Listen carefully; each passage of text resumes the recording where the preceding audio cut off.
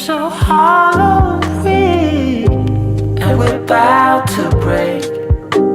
We have to remind ourselves, 'cause we know how we feel inside. You know I'm gonna wait on you.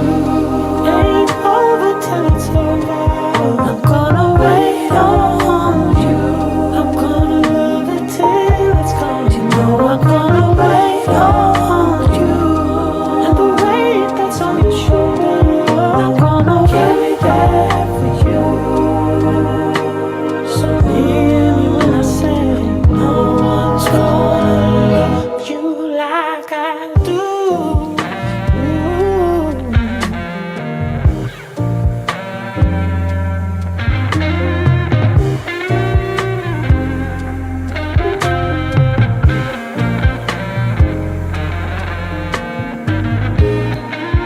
I'm gonna wait on you. I'm gonna wait on you.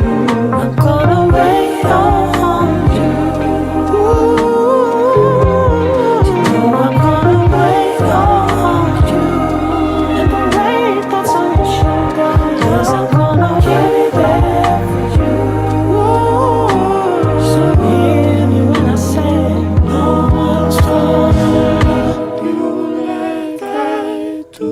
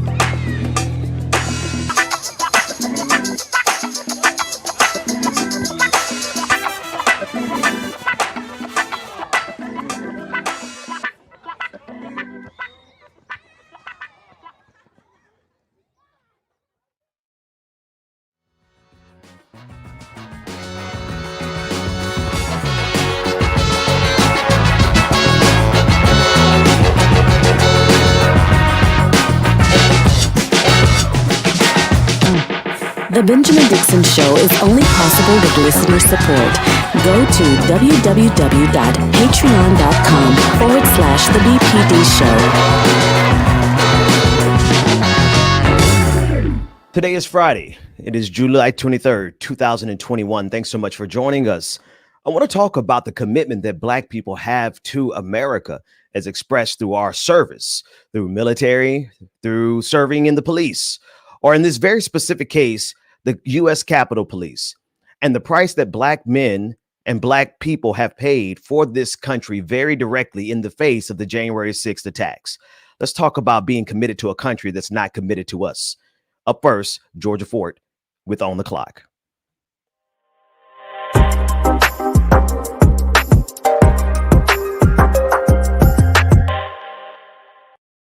New court documents unsealed this week are revealing details about what happened at the Capitol on January 6th.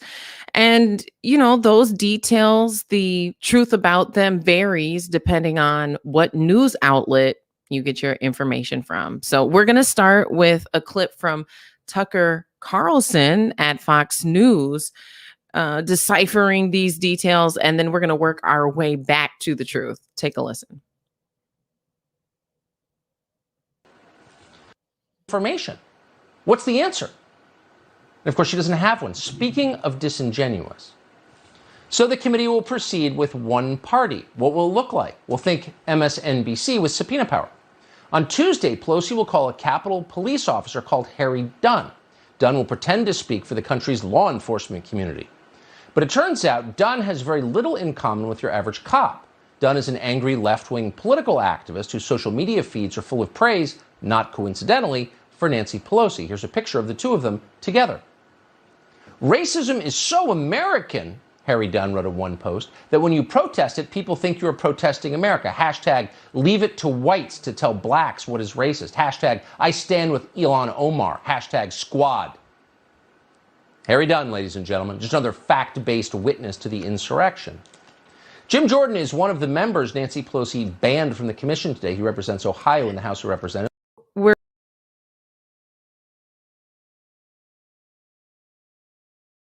Who was inside of the Capitol during that attack. And he has had so much criticism and attacks, as you see there, from the far right. But in addition to the attacks on his character, on his professionalism, just because he's Black and he was there and he was trying to protect the Capitol. In addition to that, Tucker Carlson has also tried to spin things in regards to an ex-DEA agent who was at the Capitol during the attack, who had his gun with him and who was also with other federal agents. He's spinning this information. Listen to the way Tucker Carlson talks about this ex-DEA agent.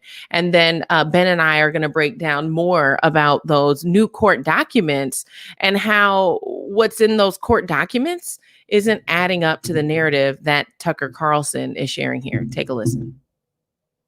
A few weeks ago that some of the protesters at the Capitol building in Washington on January 6th appear to have been working with the FBI in secret, and that some of them may have encouraged protesters to break the law that day.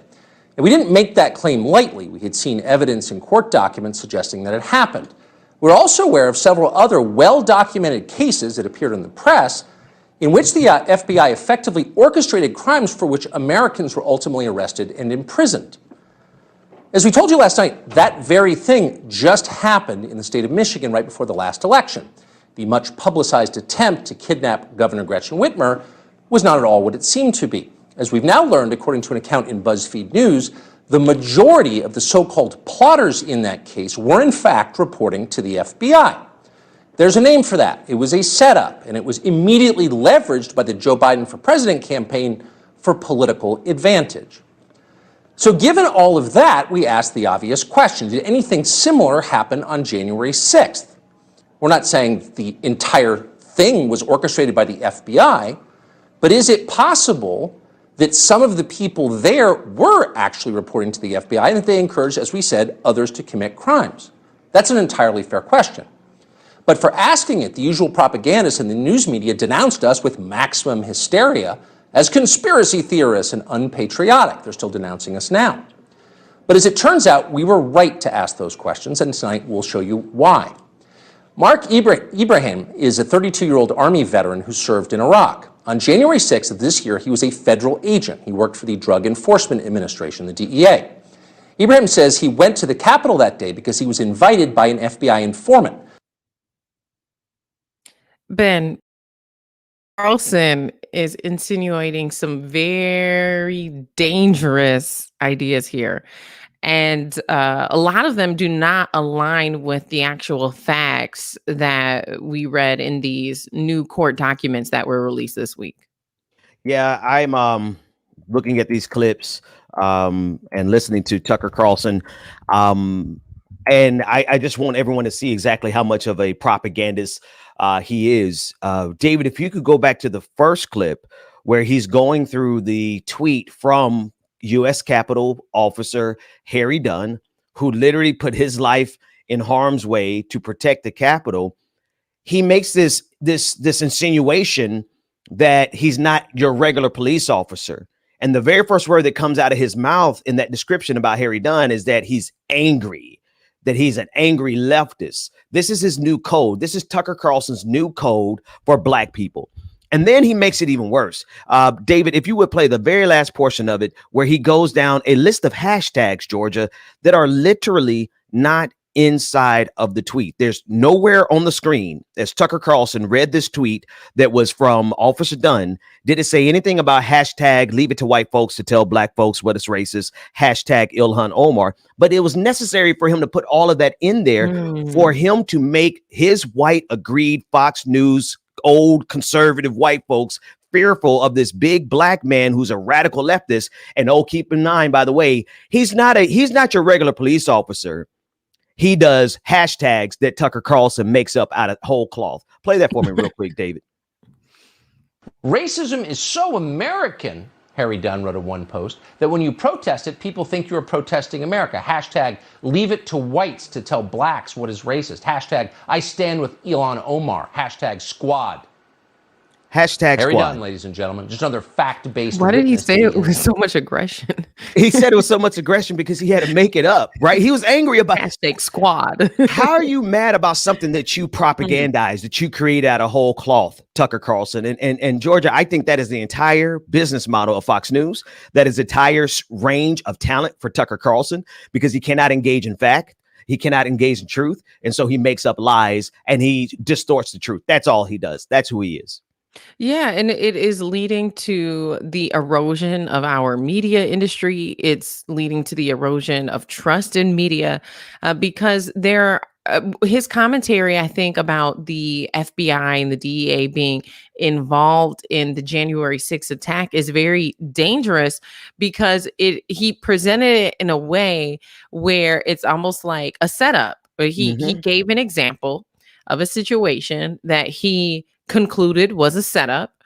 And then he said, is that what happened on January 6th? And so again, here we're seeing an individual who is trying to evade the accountability of those who were responsible for what happened on January 6th, which ultimately led to the death of 5 people. And although 540 people are facing charges, none of them are facing any manslaughter or murder charges. And so for him to insinuate that this was something that was orchestrated by the FBI, the DEA, I mean, this is in line with the biggest lie. Yeah. That Biden stole the election. So now here, not only are we, looking at this attack as patriots who are trying to save America, but now we're saying that the government orchestrated it themselves. Right. And if they did, let's be clear that the government was still under Trump's orders. Right.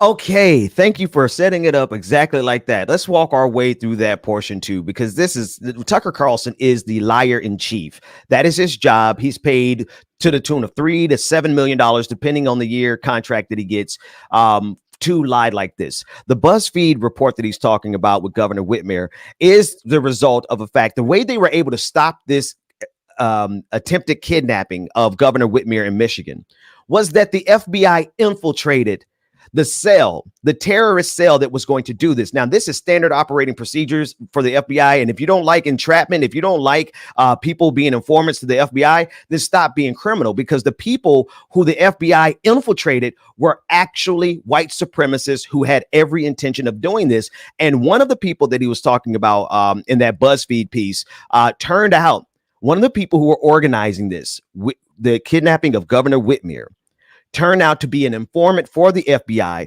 And for 6 months, I want to read directly from BuzzFeed. This is what Tucker Carlson is not telling you.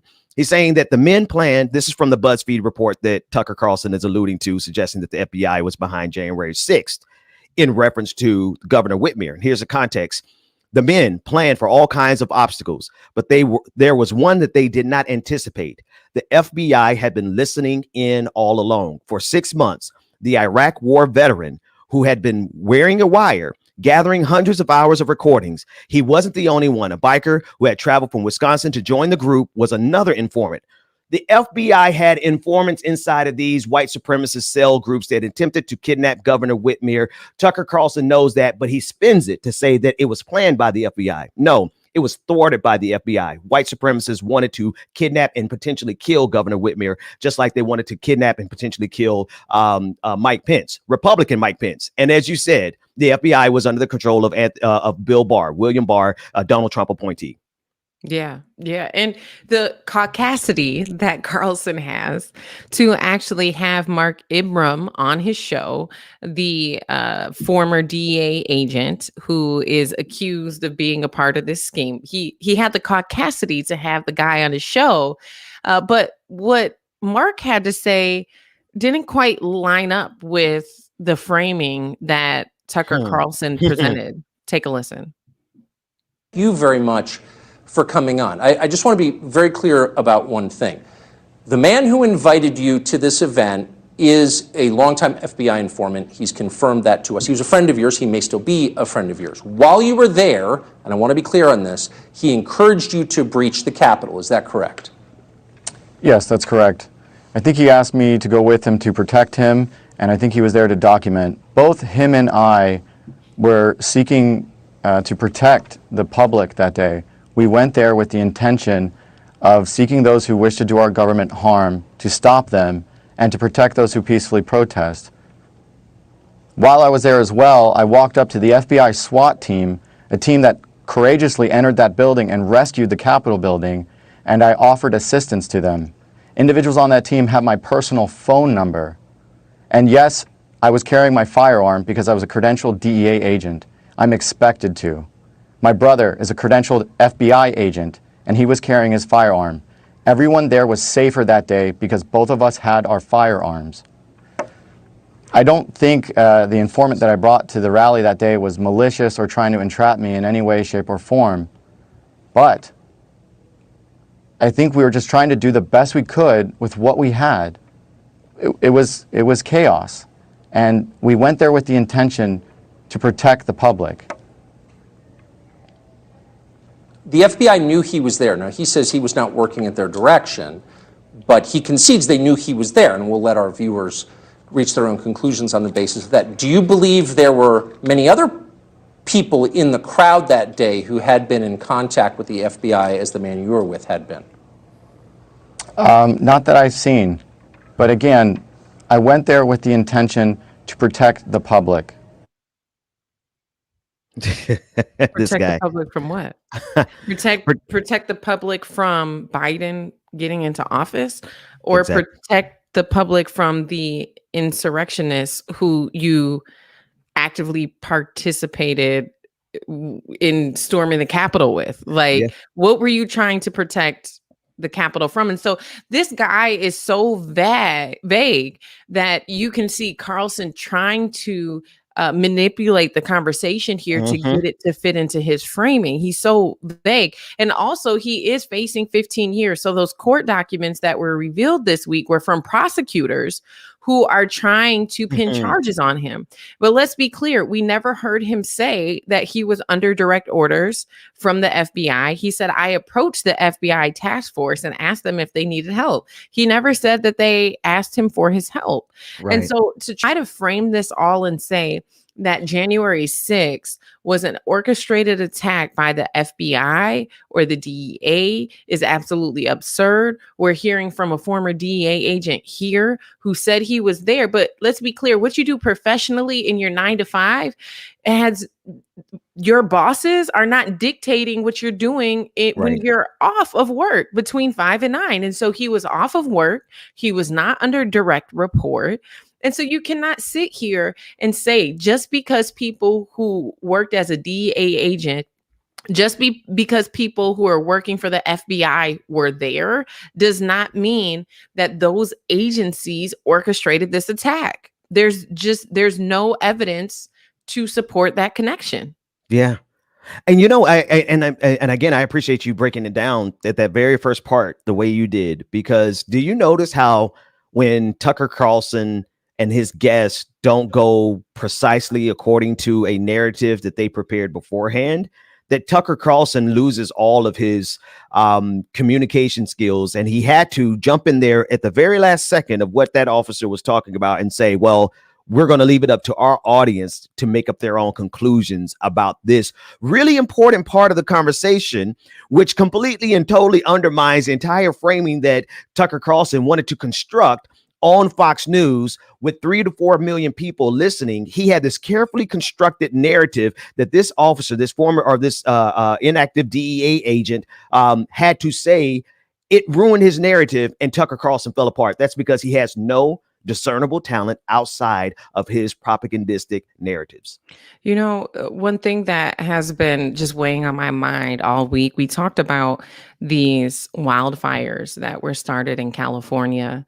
And this couple who decided to do a gender reveal party outside with smoke bombs, now being charged with manslaughter because a Yeah. firefighter died while trying to put the fire out. That couple had no intention of harming anyone. That couple right. had no intention of starting a wildfire, yet and still they're facing manslaughter charges. That's And right. when I look at this, you had thousands of people who intentionally came to the Capitol from all over the country to cause harm. 5 people died, 540 people charged, but nobody's charged with manslaughter. Nobody's charged with murder. It frustrates me to look at the ways in which our country decides to pursue justice and not pursue justice. Yes, 540 people should be charged. A lot more than 540 people should be charged. And someone should be being held accountable for the lives that were stolen that day. That's it. That's absolutely right. And the just look at what America punishes and what it doesn't. Right. I don't know what happened with that couple. Some days go bad. Some days do go bad. And I hope that people stop doing these gender reveals, because that day went terribly bad for them. Somebody died and an entire region is on fire. And America saw that that couple needed to be held accountable.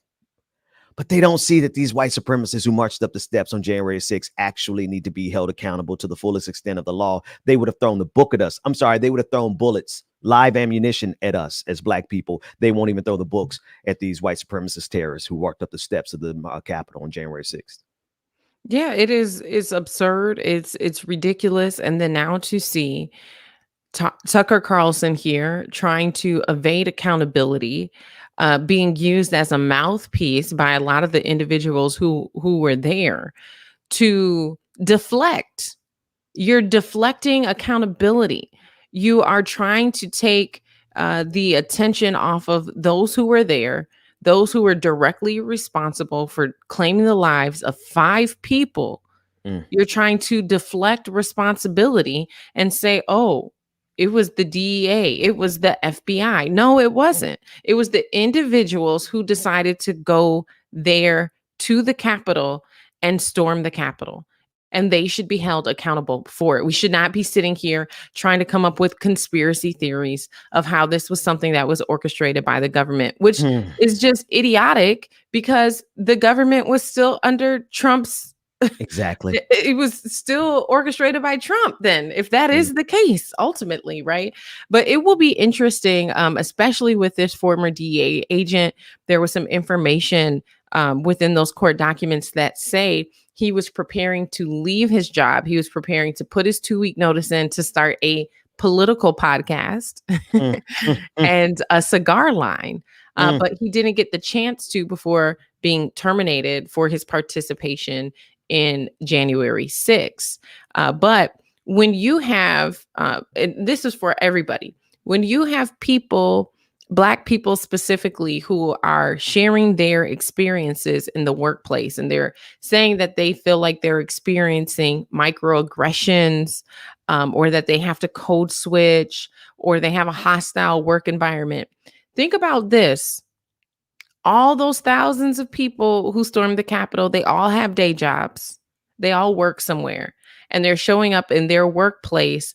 And most of them are not very flamboyant with their identity and Mm, how their political views. mm. And so you have someone like Ibram here, who was a DEA agent.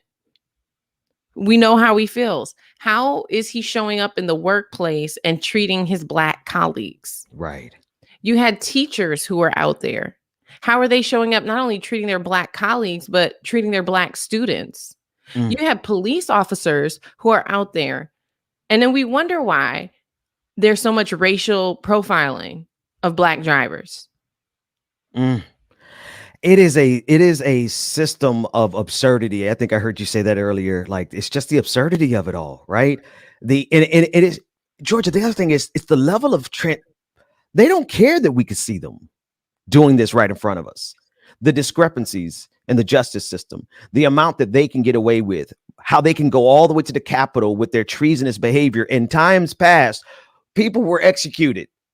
The punishment for treason was death. But we can't even get some of these people charged with manslaughter.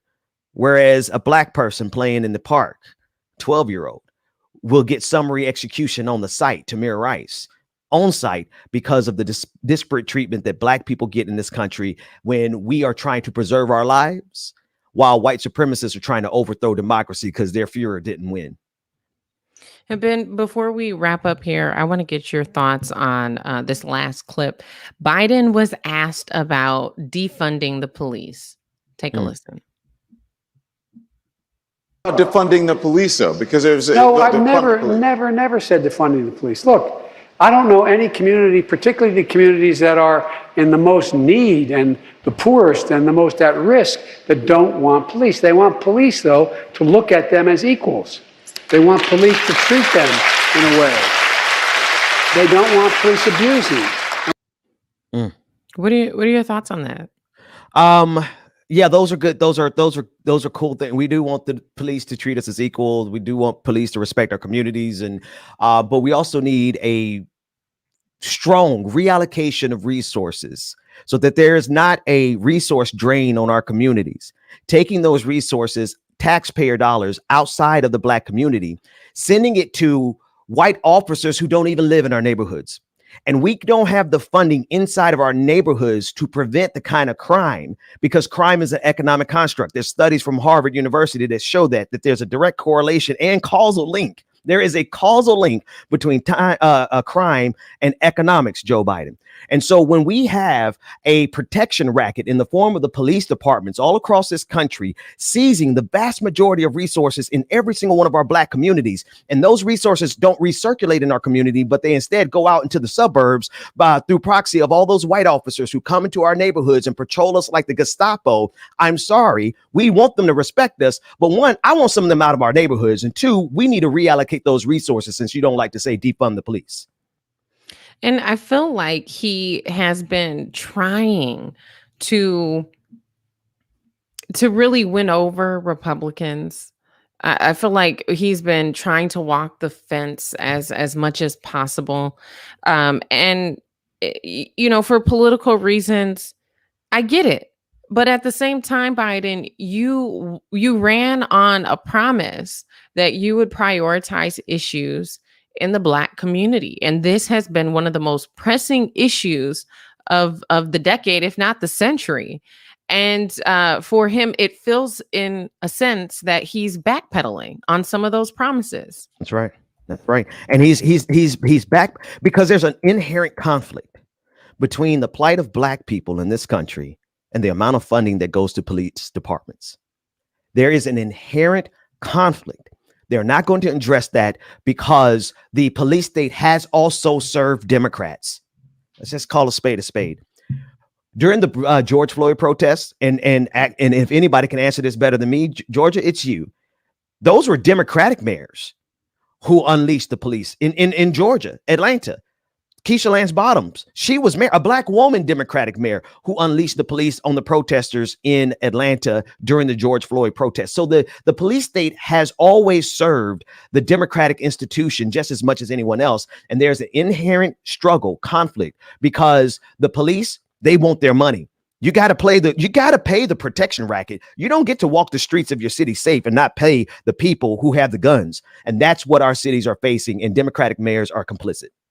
Yeah, and it just feels like at the end of the day, people are terrified to say defund the police. People are terrified of imagining what a different system of public safety could look like.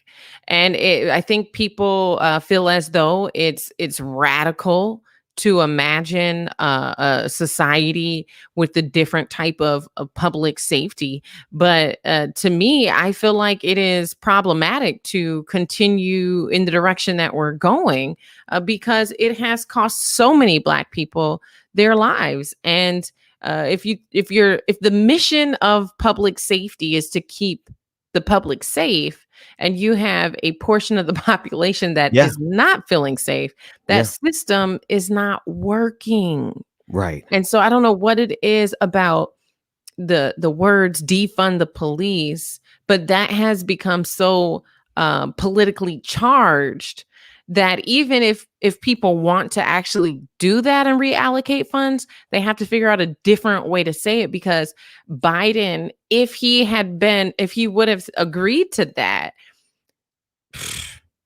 Yeah. If you would agree to that, could you imagine how Republicans would have thrown him under the bus and ran him over? Yeah, I'm going to be honest with you. We need to look at the police in this country as a racket with RICO legislation, because the reason Joe Biden can't do what you said is because if he had done what he said, look at what they did in New York to Bill de Blasio. The police have every method at their disposal, from intentionally ignoring crime because they don't like what a mayor does, to actually creating crime because they want everyone to feel like we need the police. Joe Biden could never and would never, because I don't think he wants to. That's why he would never defund the police, but he also could never defund the police, because there is a protection racket that is taking place across this country. And it is not just the police, it is also the military industrial complex. And that's why the vast majority of our resources go there instead of public school. We have money for war, but like we said last week, not to feed the poor. Ben, I couldn't have said it better myself. You all, thank you so much for joining us for On the Clock. I know there's so much I could say on this, Ben, but we're on the clock. So make sure you stick around for more on the Benjamin Dixon Show.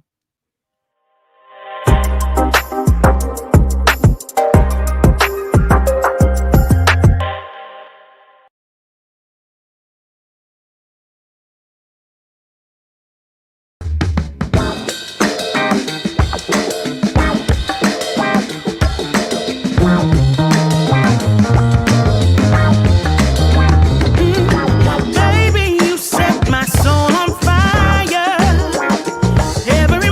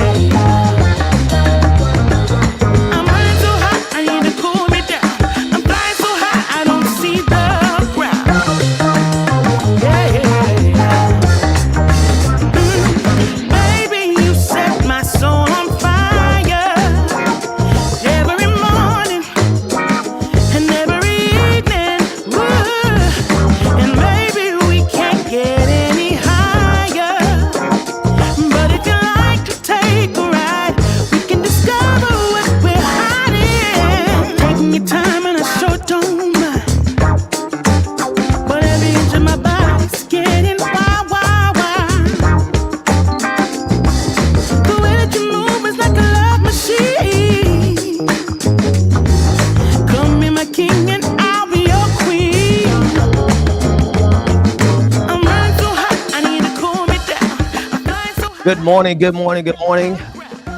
I want to interrupt the music real quick because the conversation that Georgia just had with us is an amazing conversation that has everything to do with January 6th and the complicity of the United States government with the policing agencies as it pertains to Black lives. David, I'm trying to get the music back up a little bit underneath me and it won't let me. I don't know if you could bring it back in. I didn't want to end the music. Thank you. All right, so we're gonna do it real quick. I want to play this clip from, you'll know it when you see it. This is how long we've been fighting and dealing with the police murder of Black lives. I want to see what Fred Sanford had to say about it. Run that clip real quick, David. You know that hypertension and heart disease kill more blacks than anything else in America? I didn't know that. I thought it was the police. That's it. We've been dealing with it so much longer than this, but it was a joke back then. We'll be back. Benjamin Dixon Show coming up next.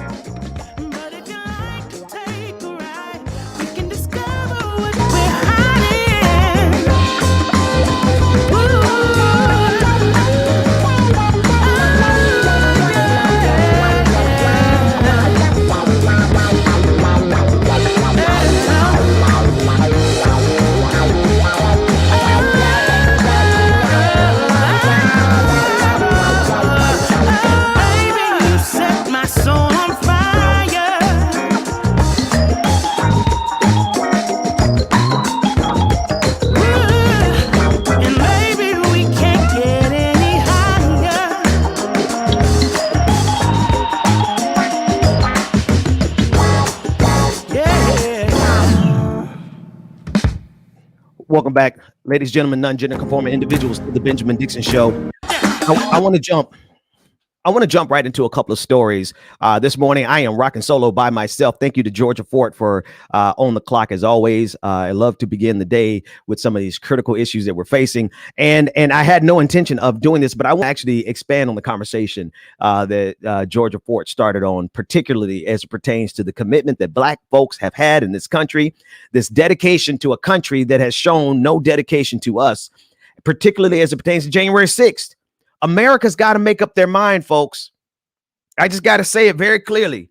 America has got to make up its mind whether or not, and when I say America, here's the thing about the deep state.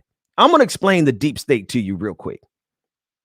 There are institutions, and I have actually like a 2-hour conversation with Glenn Greenwald, of all people, about this particular conversation from about 4 or 5 years ago. There is an institution that is inside of the United States. There are institutions that are inside of the United States that have a momentum and a trajectory that is baked in. And it takes every bit of energy that we have to redirect those institutions.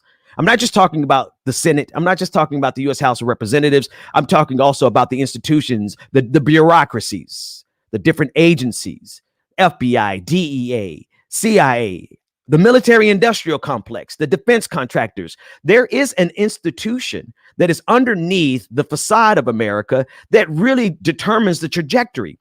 But here's what Tucker Carlson isn't telling you. That system has been historically lockstep with white supremacy. It has been indistinguishable from white supremacy. It has been the servant of white supremacy. It has exported not democracy, but white supremacy across the entire globe with a little bit of capitalism to pacify the ruling elite in whatever nation colonizers are going. Neocolonialism. That's where we are. I just want to make sure we give the proper context. America has served, as a matter of course, as a matter of design, the quote unquote deep state in the United States of America has served traditionally people like Tucker Carlson. And Tucker Carlson is upset because Ben Shapiro is upset because January 6th shined a light to all the institutions and let them know that America has a choice to make. You're either going to stand by white supremacy and fiddle as your empire burns, or you're going to change course and you're no longer going to serve white supremacy, but you're going to serve the marginalized communities that have suffered underneath white supremacy all these years. And that is what Tucker Carlson really fears. Because can you imagine a military industrial complex that is not lockstep with white supremacy and capitalism across the globe, bombing indiscriminately in the global South, creating entire wars just so that they could drop bombs and get their quarterly profit margins. Can you imagine an American empire that did not serve white supremacy and capitalism? The thing is, they can imagine it, and they're absolutely terrified of it.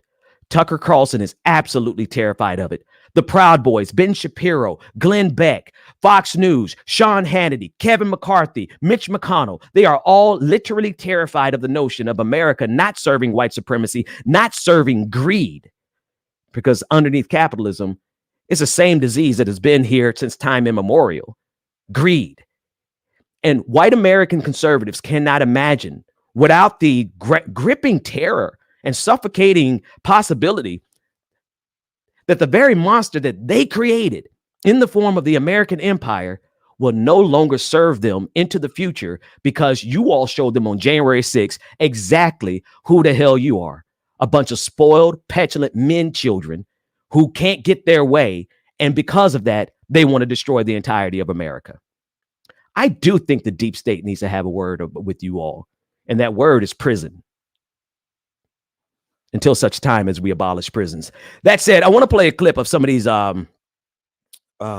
black Capitol police officers and show you what they did for a country that would not do for them what they had to do for this country. I haven't organized these clips. Let's play the first one. Minutes. Thank you so much, Chair Perlmutter. And, I think one of the things that's important to acknowledge is that this All right, is let's one break of this our one here. first Let's break this one congressional here. hearing. That's the clip. I want to go with the clip, David. You have it down here on the bottom. You have the police officer here. I'm going to start this one. Here's the first clip I want us to watch. As I arrived to the East Front Plaza of the Capitol, I heard an officer yell there was a breach at the rotunda door, and I heard various officers calling for assistance at multiple locations throughout the building. Now you're listening to the voice of Capitol Police Officer Carnisha Mendoza. She's a black woman, and this is what she did to help protect this country on January 6th. Many of the doors to the building were not accessible due to the size of the crowd. I was able to enter a lower level door with the assistance of a Capitol Division officer. Once inside the memorial door, I immediately noticed a large crowd of possibly 200 rioters yelling in front of me. Since I was alone, I turned to go back so I could enter another door, but within the few seconds it took me to walk back to the door I entered, there were already countless rioters outside the building banging on the door. I had no choice but to proceed through the violent crowd in the building. I made my way through the crowd by yelling and pushing people out of my way until I saw Capitol Police civil disturbance units in riot gear in the hallway. They were holding the hallway to keep rioters from penetrating deeper into the building. I immediately jumped in line with them to assist with holding the crowd of rioters. At some point, my right arm got wedged between rioters and the railing along the wall. A CDU sergeant pulled my right arm free, and had he not, I'm certain it would have been broken. Shortly after that, an officer was pushed and fell to the floor. I assisted the officer to a safer location and got back in line. At some point, the crowd breached the line officers worked so hard to maintain. Civil disturbance units began to redeploy to keep rioters from accessing other areas of the building. I proceeded to the rotunda where I noticed a heavy smoke-like residue and smelled what I believed to be military-grade CS gas, a familiar smell. It was mixed with fire extinguisher spray deployed by rioters. The rioters continued to deploy CS into the rotunda. Officers received a lot of gas exposure, which is worse inside the building than outside because there's nowhere for it to go. I received chemical burns to my face that still have not healed to this day. I witnessed officers being knocked to the ground and hit with various objects that were thrown by rioters. I was unable to determine exactly what those objects were. I immediately assumed command in the rotunda and called for additional assets. Officers began to push the crowd out the door. After a couple hours, officers cleared the rotunda, but had to physically hold the door closed because it had been broken by the rioters. Officers begged me for relief as they were unsure how long they could fight. I'm listening to her testimony. Their lives were the lives of police officers were at risk on January 6th. But because those police officers were, like Tucker Carlson said, not your ordinary police officers, not your regular police officers. Can anyone tell me the difference between these police officers that we are showing, right? Can anyone show me the difference between the police officers that we are showing and the police officers that Tucker Carlson actually talks about protecting? Why is the disposition towards police officers suddenly different when those police officers are not carrying out their white supremacist agenda of people like Fox News and Tucker Carlson? All of a sudden, they go from celebrating the thin blue line to outright saying that these people are not your ordinary cops. Well, no, they're not. Captain Carnisha, she is not your ordinary cop because she stood by this country even when this country wouldn't stand by her. And she's not alone. Here's a clip of Officer Eugene Goodman as he protects the Capitol against people who come after him. And I want you to listen. This is another black officer who has shown a level of commitment to this country that this country has not shown to him. Officer Eugene Goodman.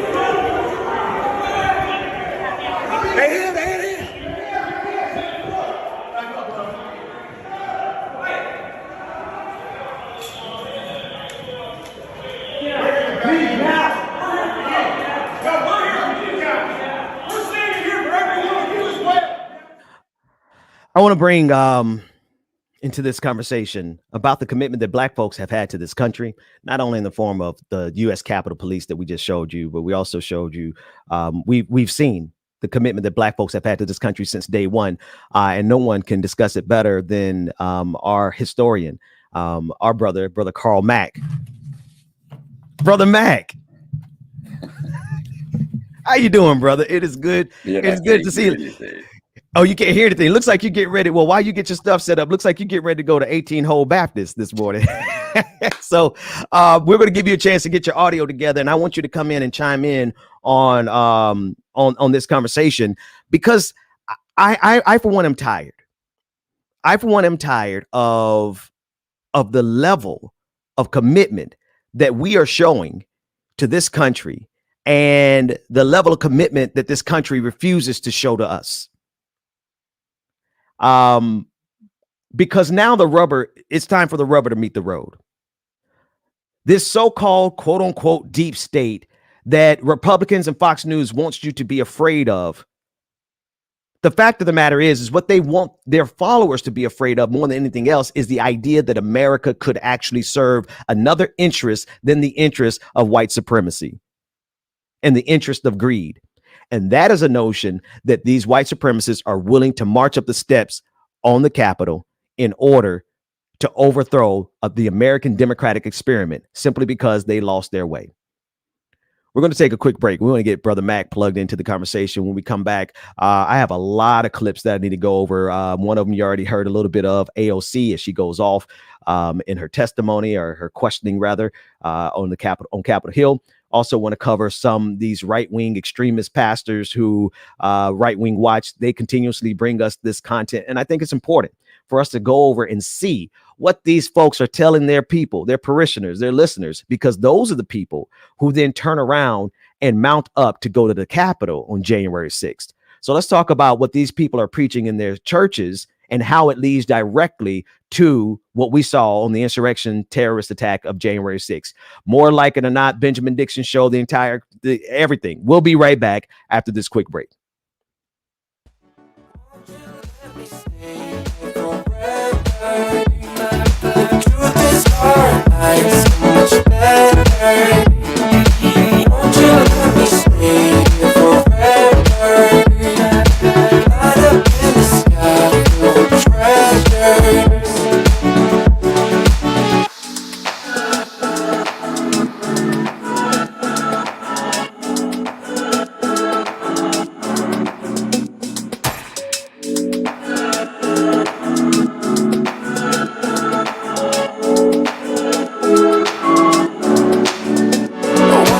join in. I can help you with anything you need. When you make mistakes, I can ease your pain. Follow me and dream.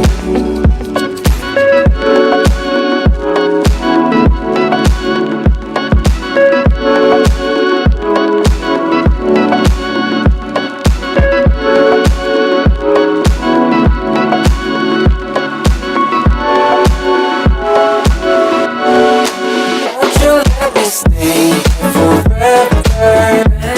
The truth is our lives so much better. Won't you let me stay forever? Light up in the sky filled with treasure. Won't you let me stay forever? The truth is our lives so much better. Won't you let me stay forever? Light up in the sky filled with treasure. Swipe. Just picked up some bands, come again. They do what I do, I'm like Simon Says. Yeah, I'm the running man, rapping rubber bands. They do what I do, I'm like Simon Says. They do what I do, I'm like Simon Says. Swerving, making plays, cool Ferrari red. Never out my zone, touchdown in my hands. Only fam around me, I can't have no friends. Had to cut you off, you left me out for dead. Ever since I was a teen, had prices on my head. Had to cut you off, you left me out for dead. They do what I do, I'm like Simon Says. Just picked up some bands, come again. They do what I do, I'm like Simon Says. Yeah, I'm the running man, rapping rubber bands. They do what I do, I'm like Simon Says. Just picked up some bands, come again. They do what I do, I'm like Simon Says. Yeah, I'm the running man. Don't feel right. I still wanna party with her. Oh yeah. Even when it don't feel right. You know I'ma party with her. We been chillin' off the Wednesday, slept until it's Thursday. She don't wanna leave me, not just yet. Told me all about last Friday when she went all crazy. Welcome back. Go to bed till Saturday. Welcome back. I want to jump right into the.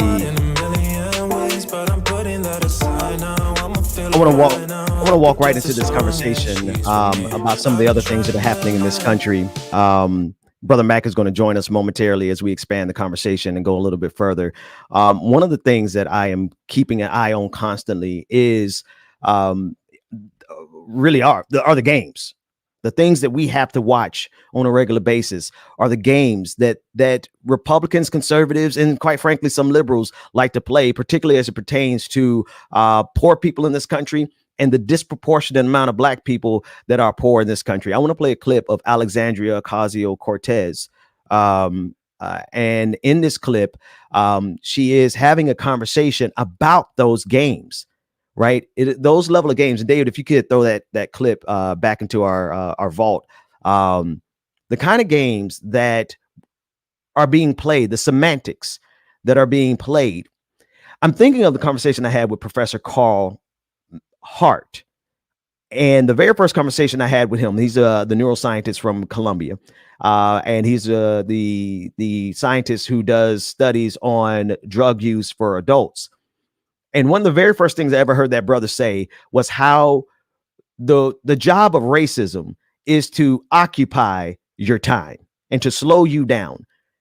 And I noticed that is exactly what we're having to do. Every time we have to cover one of these stories, we're having to cover it because we have to expend energy and time debunking them.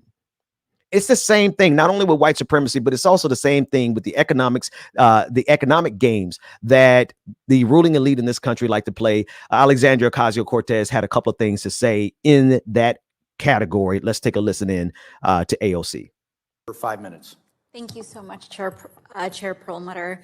And, I think one of the things that's important to acknowledge is that this is one of our first congressional hearings on public banking in modern American history. And today is a historic day. I think it's a day we're celebrating. And I thank the chair for his courage and his political courage and willing to convene this in front of the Financial Services Committee.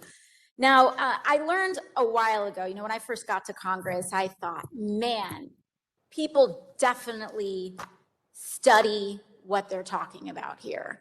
Then I got here and I realized that a lot of my colleagues don't even read the bills that they are commenting on. But for anyone who is curious, it's right here at the desk. We're making lots of statements that have nothing to do with the legislation. And frankly, if I made comments that very publicly demonstrated that I didn't read the legislation I was discussing, I'd be embarrassed, but that is an aside. Here on planet Earth, though, this bill is about providing a public option for financial services, an option, not a government takeover, right, Mr. Pawar? This is not about a government takeover of all banking services in the United States. But I do think we should talk about how things work now, right? Let's talk about some of the extractive practices of private for-profit banking in this country. I got to pause it there because it's about to get good. It's about to get good. I want to frame it just a little bit more. This is a conversation. This is a debate. This is a testimony around the usage and the purposes of public banking. Now, we went over this a little bit yesterday. I talked about it at great lengths with Dr. Rashad Ritchie on TYT's Indisputable yesterday. Matter of fact, I feel like this is something that we talk about all the time. We talk about the exploitative nature of private banking that every single person who's listened to me in some form or fashion, you have experienced, whether you've experienced the overdraft industry, the overdraft fee industry, or you've been on the receiving end of like the 0.005% interest rate that they offer you. All of these are part of the exploitative nature of private banking. And there's a proposal before the Congress right now that would offer us an option, a public option for banking that would do away with some of the exploitative nature of private banking. This is what AOC is talking about. Let's continue. I want to continue listening in to what she had to say. And why we desperately need a public option. So, Ms. Del Rio, when a commercial bank decides whether to make a loan and what interest rate to charge, it considers not only the riskiness of the loan itself, but it also incorporates the bank's target profit margins based on their quarterly goals and shareholder dividends, correct? Yes, I would say that the banks are driven by profit maximizing motives, yes.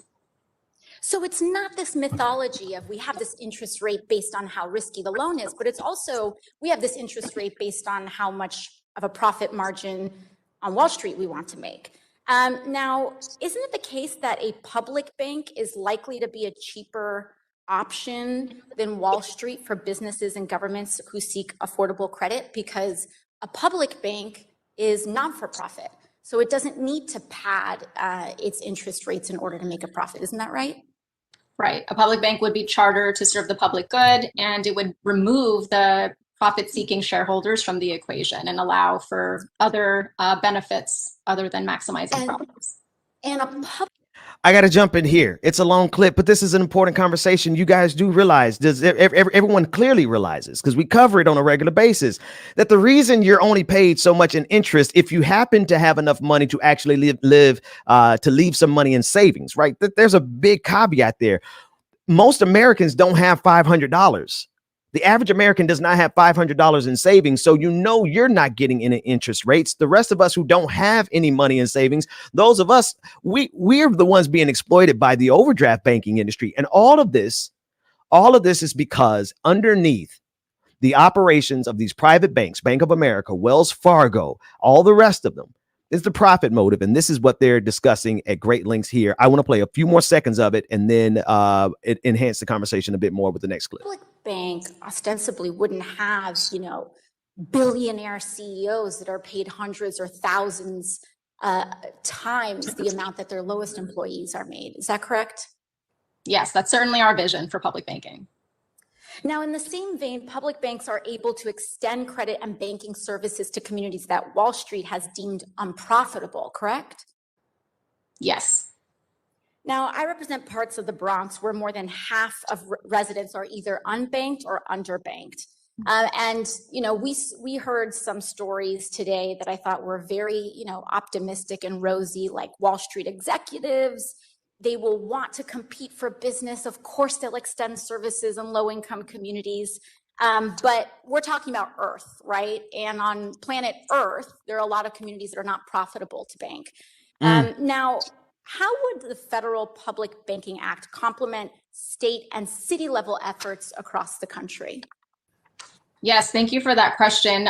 We talk about the Federal Public Banking Act as a game changer for local efforts like ours in New York, where we are working with broad-based coalitions and more than 65 state legislators to create a state framework for local public banks across New York City. So right now, public banks or cities that would seek to charter public banks would have to go through commercial bank charters. What our legislation locally would do was create an appropriate and safe and sound framework with capitalization requirements and many other provisions to ensure sound governance and safety and sound. Thank you. I apologize for cutting you off. I just have 30 All right, seconds. I want to jump in So there. sorry. I want to jump in here. That is the voice of and again, let me put her back on the screen so I can give you the proper introduction of who we just got through listening to. Of course, there was AOC in the conversation, but that second voice that you heard was Miss Dayanero Del Rio, and she is she's the one giving testimony as it pertains to how it is that banks and their motivations are inherently contradictory with the best interest of consumers. This is a standard conversation, but this is an important conversation that we have to understand that is underneath everything that we see. If you want to understand the real connections between January 6th and capitalism, you got to understand how many rich people were up there on January 6th. See, we like to think of all those people who participated on January 6th as somehow some type of aggrieved, poor, economically distraught white people. No, those are wealthy people. Some people flew up on private jets. And so there is a connection in this country that Black people particularly have had to survive both white supremacy, but also the greed that is at the core of these banking industries and capitalism in general. We're ready to bring in the one, the only, the dynamic professor, historian, Dr. Carl Mack. Brother Mack, how you doing this morning?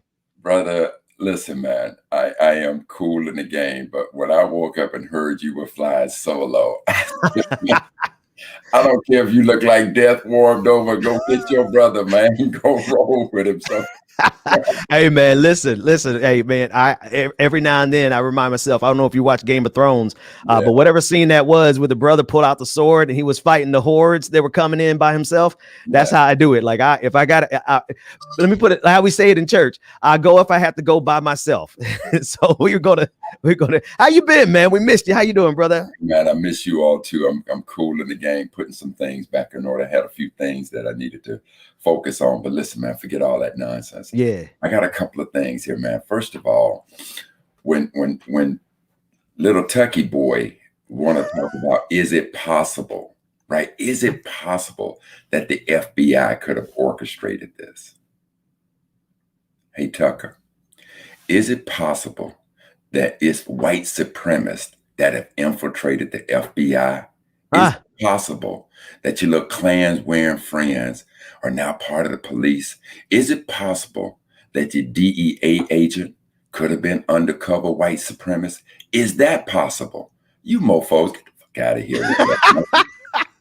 Is that possible, Tucker Carlson, that all throughout America, these white supremacist attitudes are all over the place? Is that possible? See, now what the FBI did, little Tucky, ain't nothing new. See, I remember when the FBI infiltrated the Black Panthers. I remember when they was phone tapping Malcolm and Martin and anybody else that was trying to be equal. I remember that. See, but see, if I brought that to you, that ain't possible. So no. And then I watched how you have insurrection in quotes as if it wasn't an insurrection. See, I watched all that, little Tucky. So like I said, when you want to talk about what's possible, no, let me tell you what's real, player. What's real is that this white supremacist attitude is in the military, it's in the FBI, it's with the police, it's in the halls of Congress. It's on Fox News. Like it or not. Little Tucky. Little Tucky. Little Tucky, man. Go. Let's talk. What kind of shit is that, Ben? Is it possible? It's absolutely historic. But he won't admit it. They will never have that conversation about how they infiltrate, how the FBI sent a letter to Dr. King, encourage him to kill himself because of all the surveillance they had on him. They'll never admit those things because they don't want to admit that this so-called deep state that they want everyone to be afraid of has been aligned against blackness since we came to this country. From day one. So again, when you want to ask the questions, is it possible that the FBI orchestrated it? No, player. Ask the question, is it possible of the infiltration of a white supremacist mindset throughout law enforcement, government, all of that? Okay, little Tucky, I done tuck your ass in. Now, let's go to banking.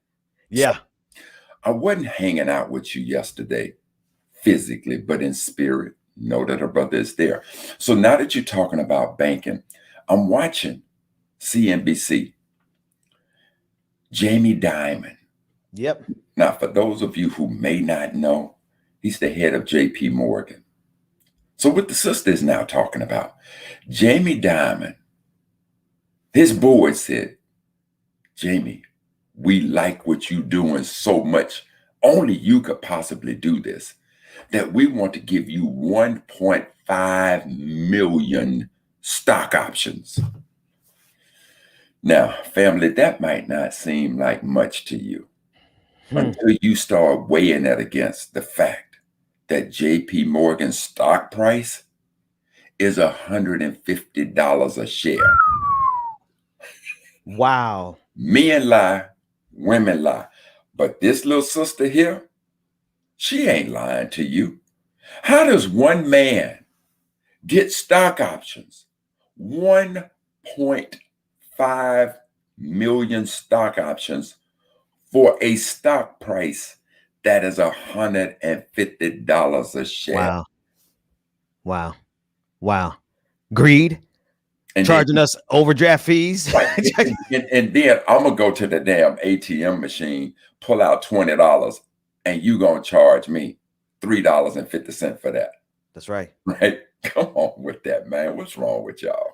But they got us so accustomed to this type of living. I'm glad you brought up Jamie Dimon. There's a clip that I'm gonna upload here because Elizabeth Warren actually called him out about that exact thing. And this was in the pandemic, right? We're talking about the number of in this clip that I'm getting ready to play. There are a number of banks that made an obscene amount of money during the pandemic, Dr. Mack, off of overdraft fees alone. Right. And I remember very clearly when I was much younger and I was a teacher. I think I was like 26 or 25, and I was going through this situation with Bank of America where they would rearrange my purchases in order to maximize the overdraft fees. There was an entire class action lawsuit about that. You could Google it. Anyone can Google it to get the backstory there in terms of how they arrange your overdraft fees to maximize them. And I remember going into one of the banks one day, Brother Mac, and talking with the banking manager. And she just outright told me, she said, well, we got to make money off of you somehow. And during the pandemic, the amount of money they made off of people who had no money through overdraft fees was somewhere between 20 million, estimated between 20 billion rather, and 30 billion. I just want your thoughts on that because I want us to take a look at this clip. Like they have these these private banks have an inherent conflict with our goals of financial freedom, especially when you don't have any money to begin with. How can somebody ever get out of the trap that these banks create when they are making billions of dollars off of our suffering through overdraft fees, Brother Mac? Well, listen, we have to understand financial literacy.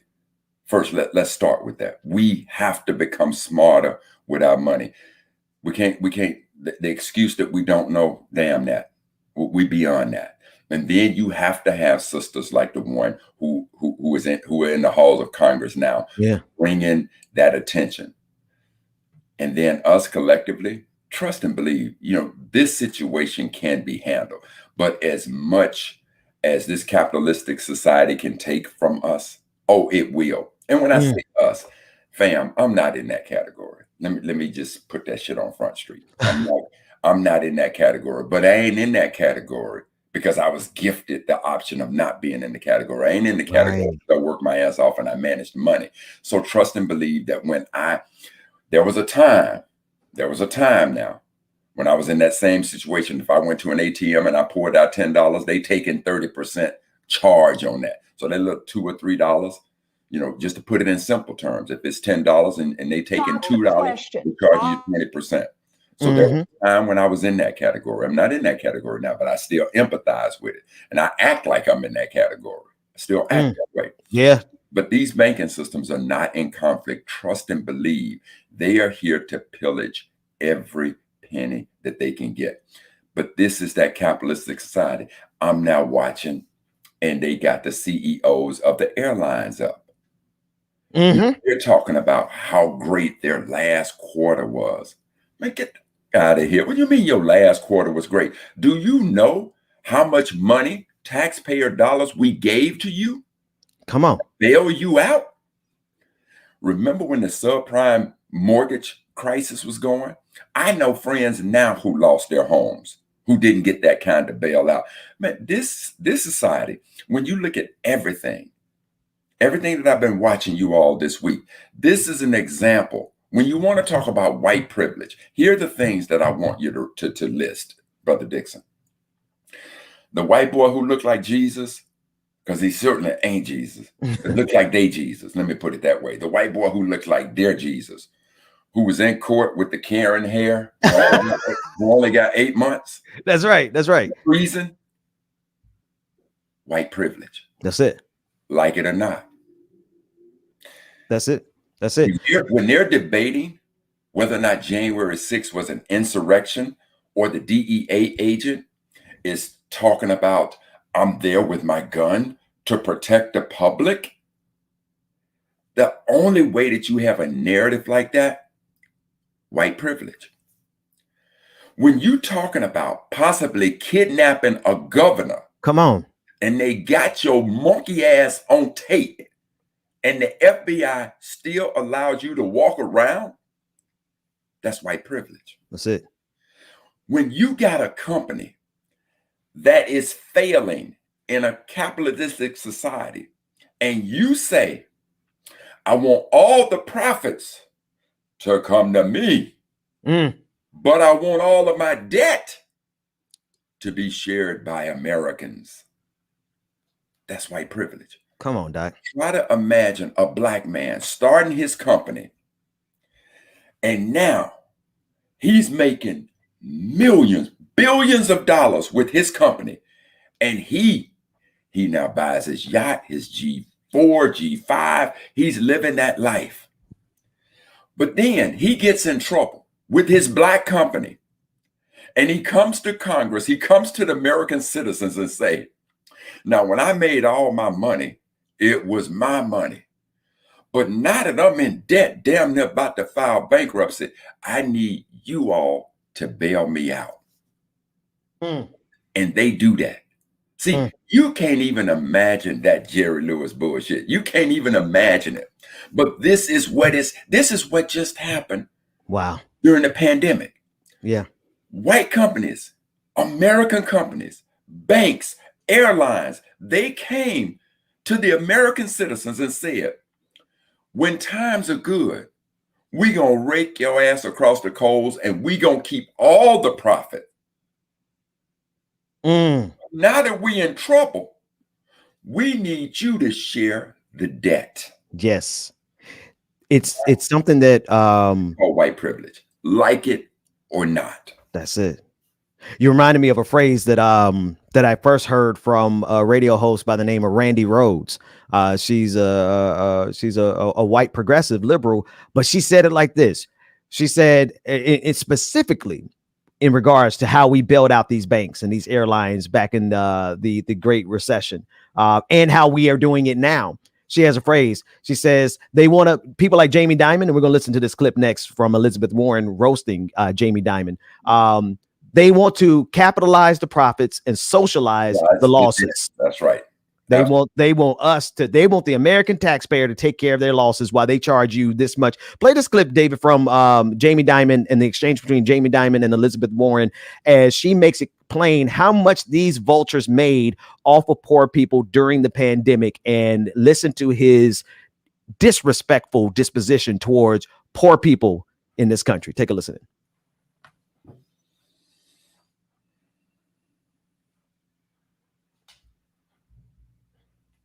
Mr. Diamond, that was not the question.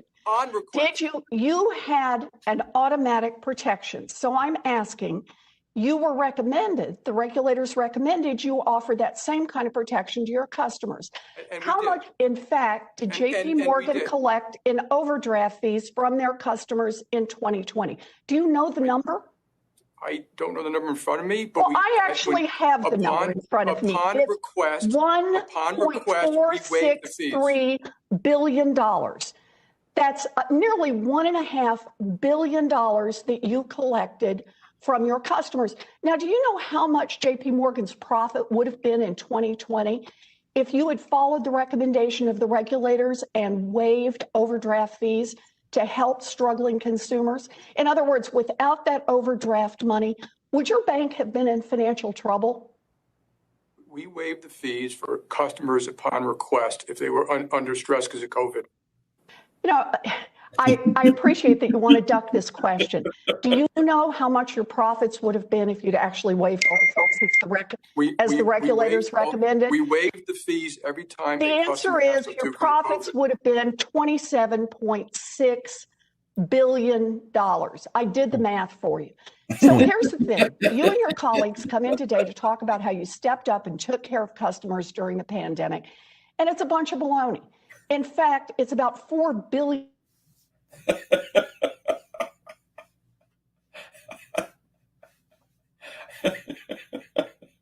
Dollars you took from consumers during the pandemic? No. Right now? No. No. That's right. Over the past I got to year, read this for you. Passed on the breaks that you got from the. In the past year, they could have passed. Here, JP Morgan, that was just JP Morgan by himself, Brother Mac. His attitude, I want you to address that directly, but I want to read this. And this is from the Wall Street Journal. 2 estimated annual consumer overdraft revenue sources, Moab's Service Financials Moab's Services, Inc., financial firms brought in an estimated $31.3 billion in consumer overdraft revenue in 2020. And this is from the Wall Street Journal. And one of the sources that compiled how much banks made was the Moab Services Financial Institution. And they estimated that Jamie Dimon, Bank of America, Chase, obviously with Jamie Dimon, Bank of America, Wells Fargo, all of these banking institutions, Brother Mac, brought in $31.3 billion in 2020 alone during the pandemic. And that was his attitude. Your thoughts, Brother Mac? Hey, man. It ain't nothing else to say when all's been said. The only thing that just tickled me was when Elizabeth Warren is laying down those facts, and I'm only laughing to stop from crying because that's how greedy this system is. And when they got you down, that's the knee on the neck, fam. Financially, every time you go to that cash machine, that's the knee on the neck.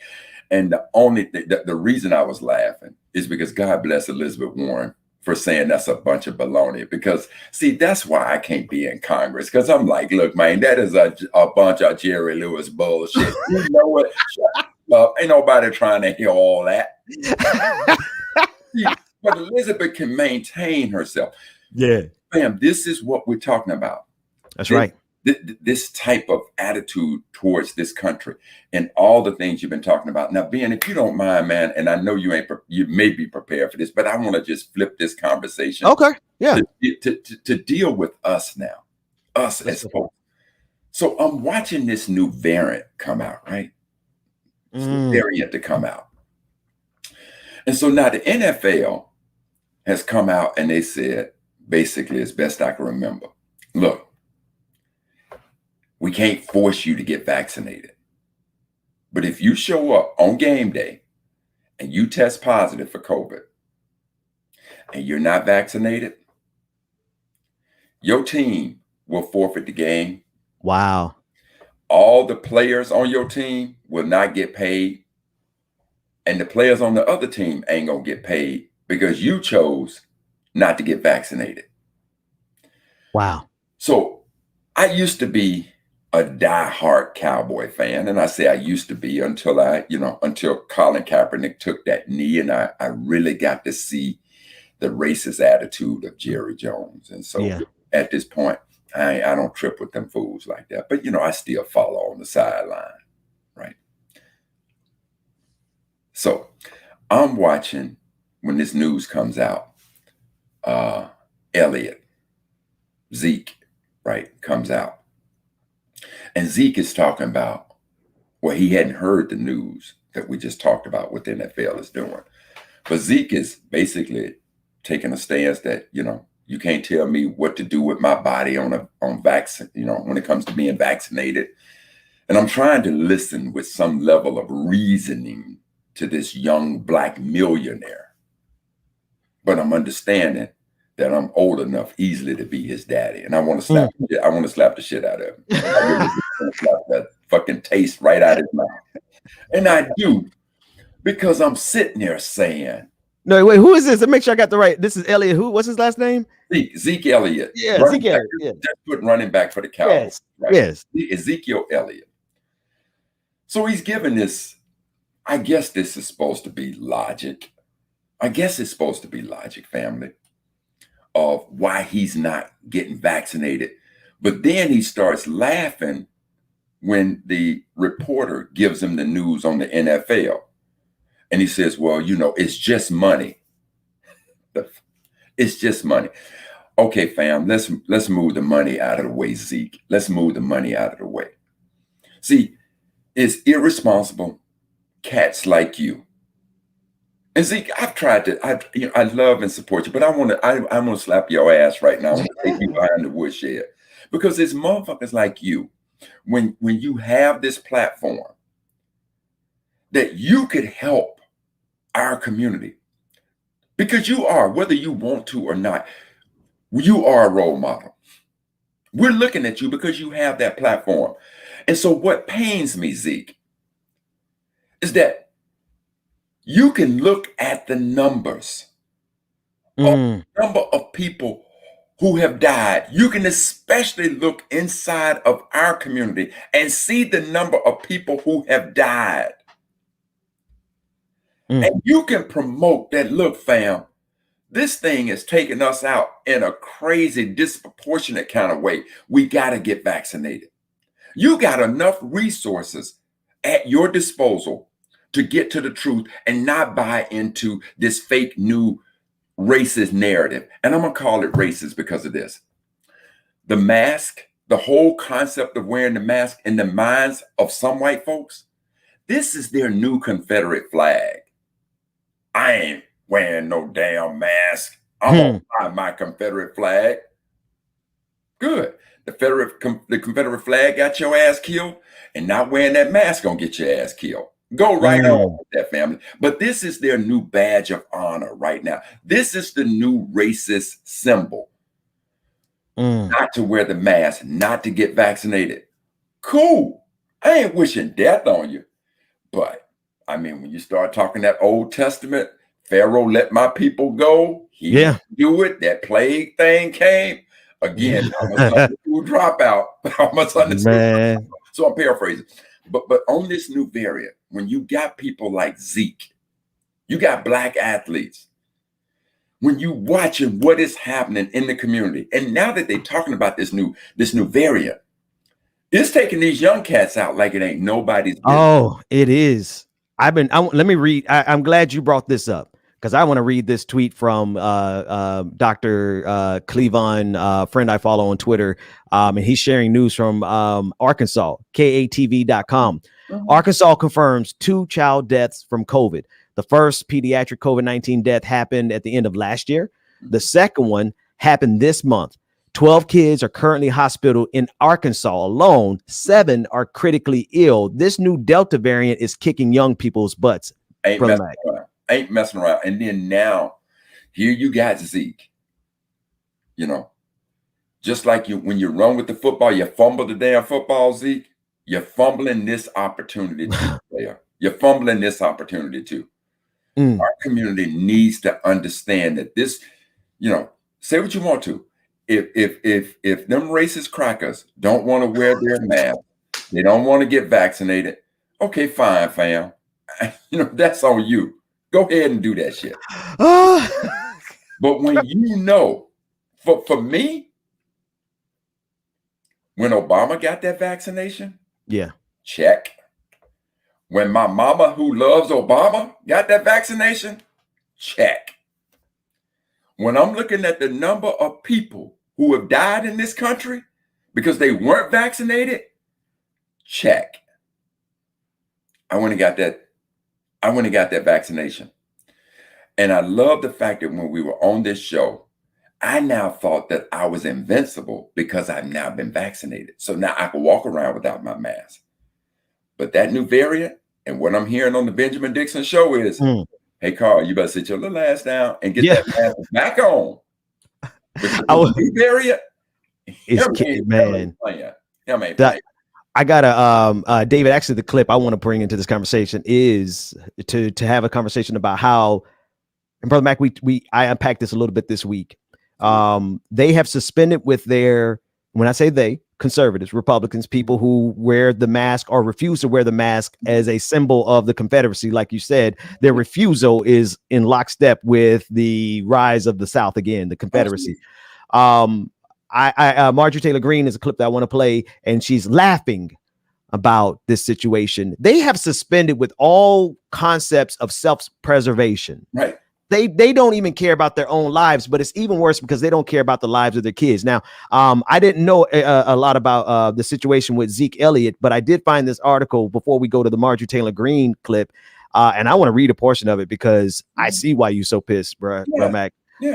Dallas Cowboys running back Ezekiel Elliott is the latest one to react to the league's new vaccine policy, which has some NFL players shaking their heads.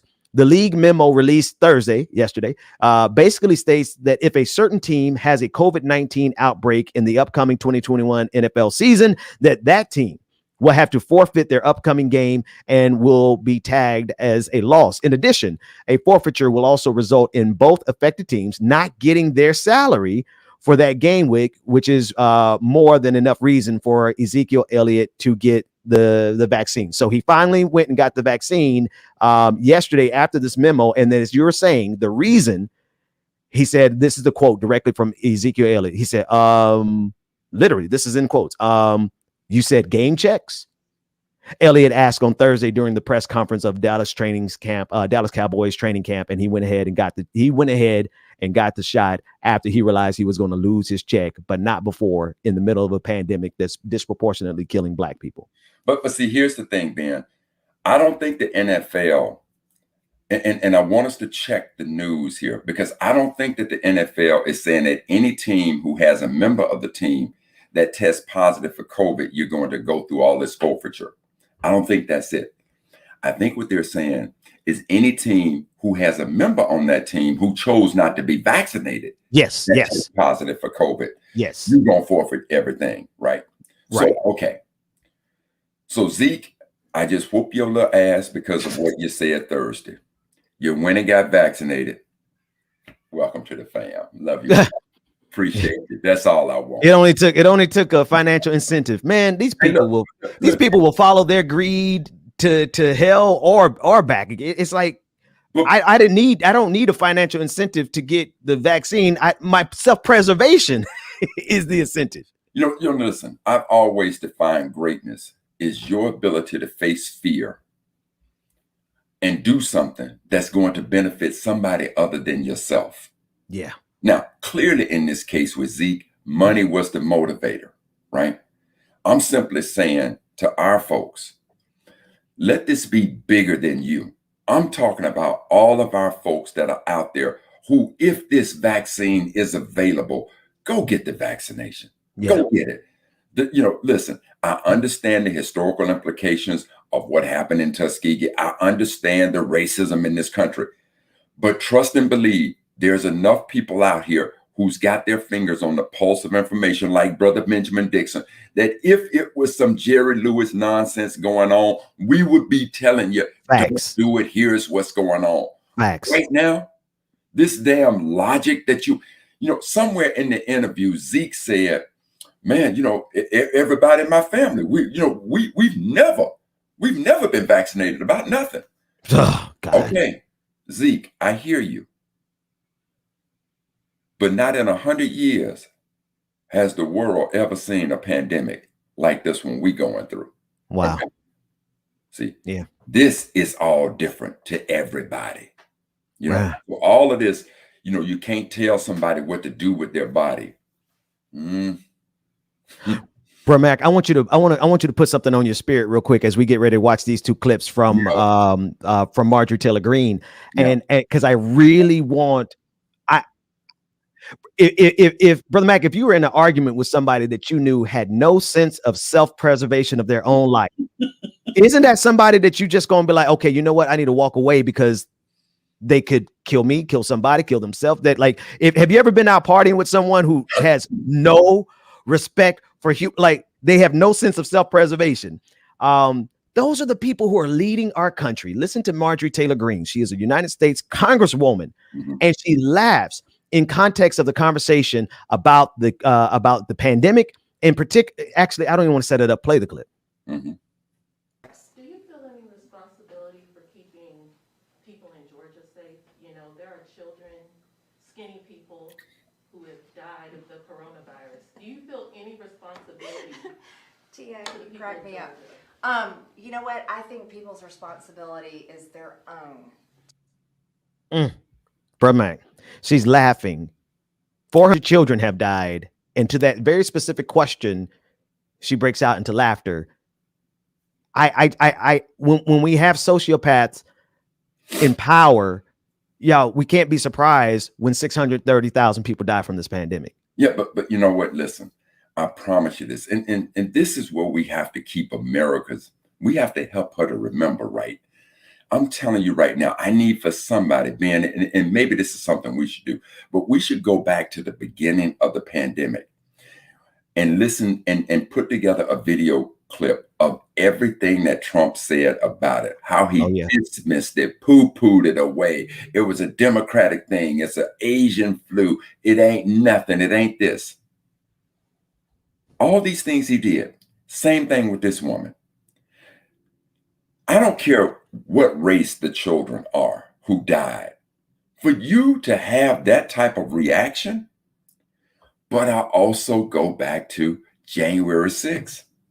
You fools just committed treason, and you're going to give this boy 8 months? Right.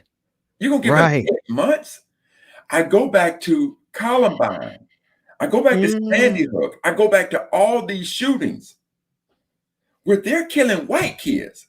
And the NRA is like, a casualty of war. We got to keep this thing going.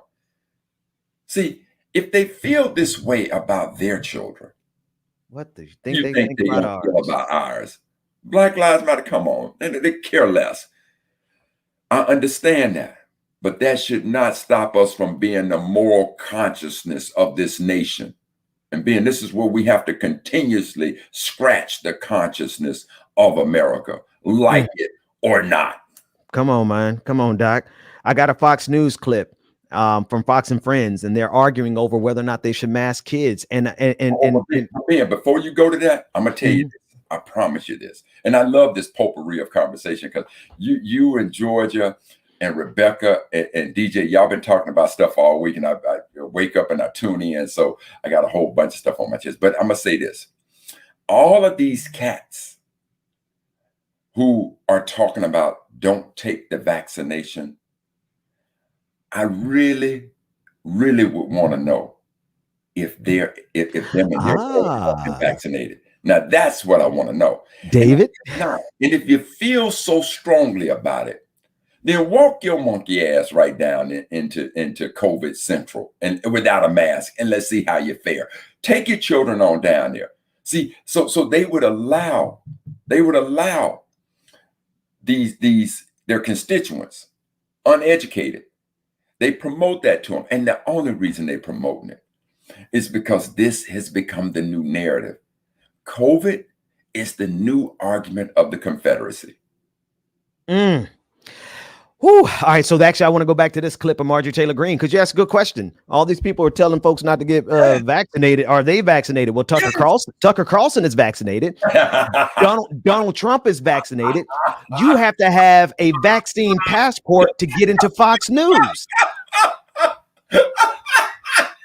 Seriously, they out of here. I mean, bro, Mac, they are so disingenuous.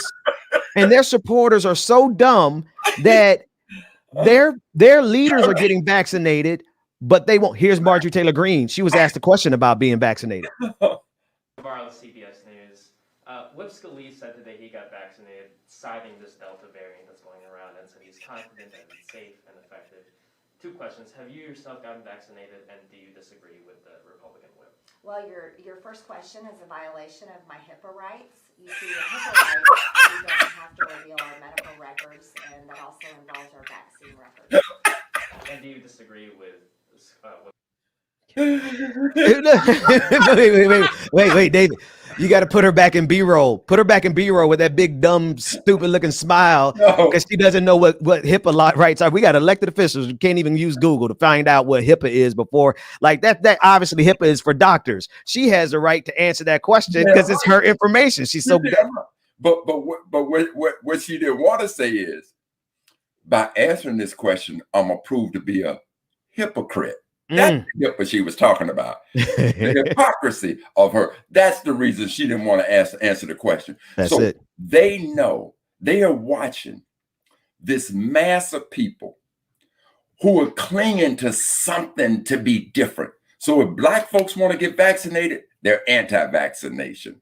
If black folks want to wear masks, we're anti-mask. And because she's tapped into that, because of this whole Trump, which is why I love what happened as a result of negative 45 being elected the POTUS of the country, is that it just took all of this underswell and just brought it up to the top. Yeah. You're playing on it. Yeah. So, but for any of you right-wingers, crackers, yeah, I'm gonna put it out there. For all of you, I want you to ask yourself this. Your non-wearing mask, non-vaccinated, the very people who are telling you this, they've been vaccinated. Their they have been vaccinated. They're wearing the mask. And your punk ass, your dumb ass is running around like this shit is a badge of honor. Like it's a game. Like it's with their life, Doc. If Trump was your commander in chief, Trump was right down there with you. Why didn't Trump grab the damn flag and just and start feeling his George Washington American Revolution and lead the insurrection into the Capitol? Why didn't he do that? Because see, he knew your dumb ass would do it for him, and he could sit back. And now you done went and put yourself there. But to the Americans, do you remember Scooter Libby? See, Scooter Libby outed a CIA agent. That's right. Trust and believe. When you out a CIA agent, Ben, do you know what they call that? Treason. They call that treason. Show me anywhere where treason has been an 8-month sentence. Come on. 8 months. I want to play, David, grab that clip too, of us, of Rebecca and James and I breaking down the Vidal Sassoon guy who got 8 months. But first, I want to watch this clip of from Fox News because Dr. Mack, I think Joe Biden, I think everybody, especially black folks, we got to know that these people are faithful even unto death, not just their death, but the death of their children. Here's Fox News debating mask for children. Comes, Steve, as you mentioned, the administration reportedly debating whether to urge vaccinated Americans to mask up again. The president did, however, publicly say there's additional masking guidance likely coming for school kids. The CDC is going to say everyone under the age of 12 should probably be wearing a mask in school. Those over the age of 12, if you're vaccinated, you shouldn't wear a mask. If you aren't vaccinated, you should be wearing a mask.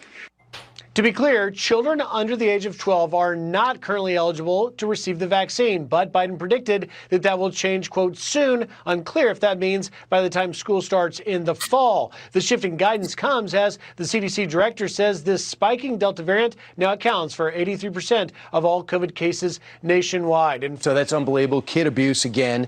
There's a 0% chance of a death, 0 to 4 years old in our country from this virus. Statistically, from 5 to 17, 0.1% of people have lost their lives in that age group. So you're going to mask up an entire generation for maybe 2 full years. It's because the kids are not vaccinated. Right. The problem is they're not. They don't need to be vaccinated. By statistically, they don't need to be vaccinated. Most of them don't show symptoms if they get Right. COVID, but I still don't want my daughter to get this new variant. I don't want her to get COVID at all. The downside is kids are not going to develop emotionally for an entire 2 years now through those ages that are so vital for their development. The worry is the kid would pick it up at school and take it home and kill somebody in their family. Then that family member can get vaccinated. Well, right. So exactly. if the adult is vaccinated, there's no problem. If they choose not to get vaccinated, that's their problem. But Brian, there are 90 million Americans who are not vaccinated. And that is their choice. That is why yesterday the top Republicans in America said get the vaccine. Mitch McConnell said if you have not been vaccinated, save your life and don't kill somebody you love by bringing it home. Right, and that person will not get killed if they get vaccinated. I don't want to improperly identify the co-host. I think that co-host is Ainsley Earhart, Steve Ducey. Obviously, most people know Steve Ducey, Ainsley, but the guy, the monster on set. And the reason I want to identify Ainsley, if that's her, because I'm sorry,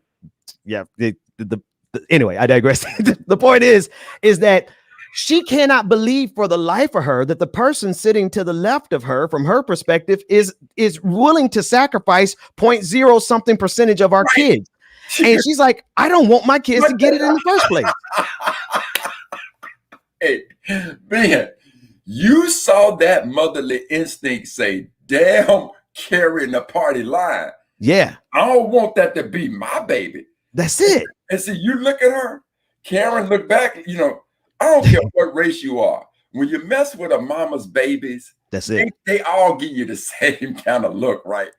But now, the thing that was amazing to me is that the more they start, now, if you just listen to when they first started talking, yeah, no mask, children abuse, no vaccination, no nothing. But the more they kept talking, the more they got to, we need to be vaccinated. Yes. You need to. But here's the sadistic part of this, Brother Mac. Yeah. They're like Brian Kilmeade. He's there saying, oh, it's point something percentage. Right. Basically, it's 0. Y'all, 400 families have buried their children from this pandemic. Children.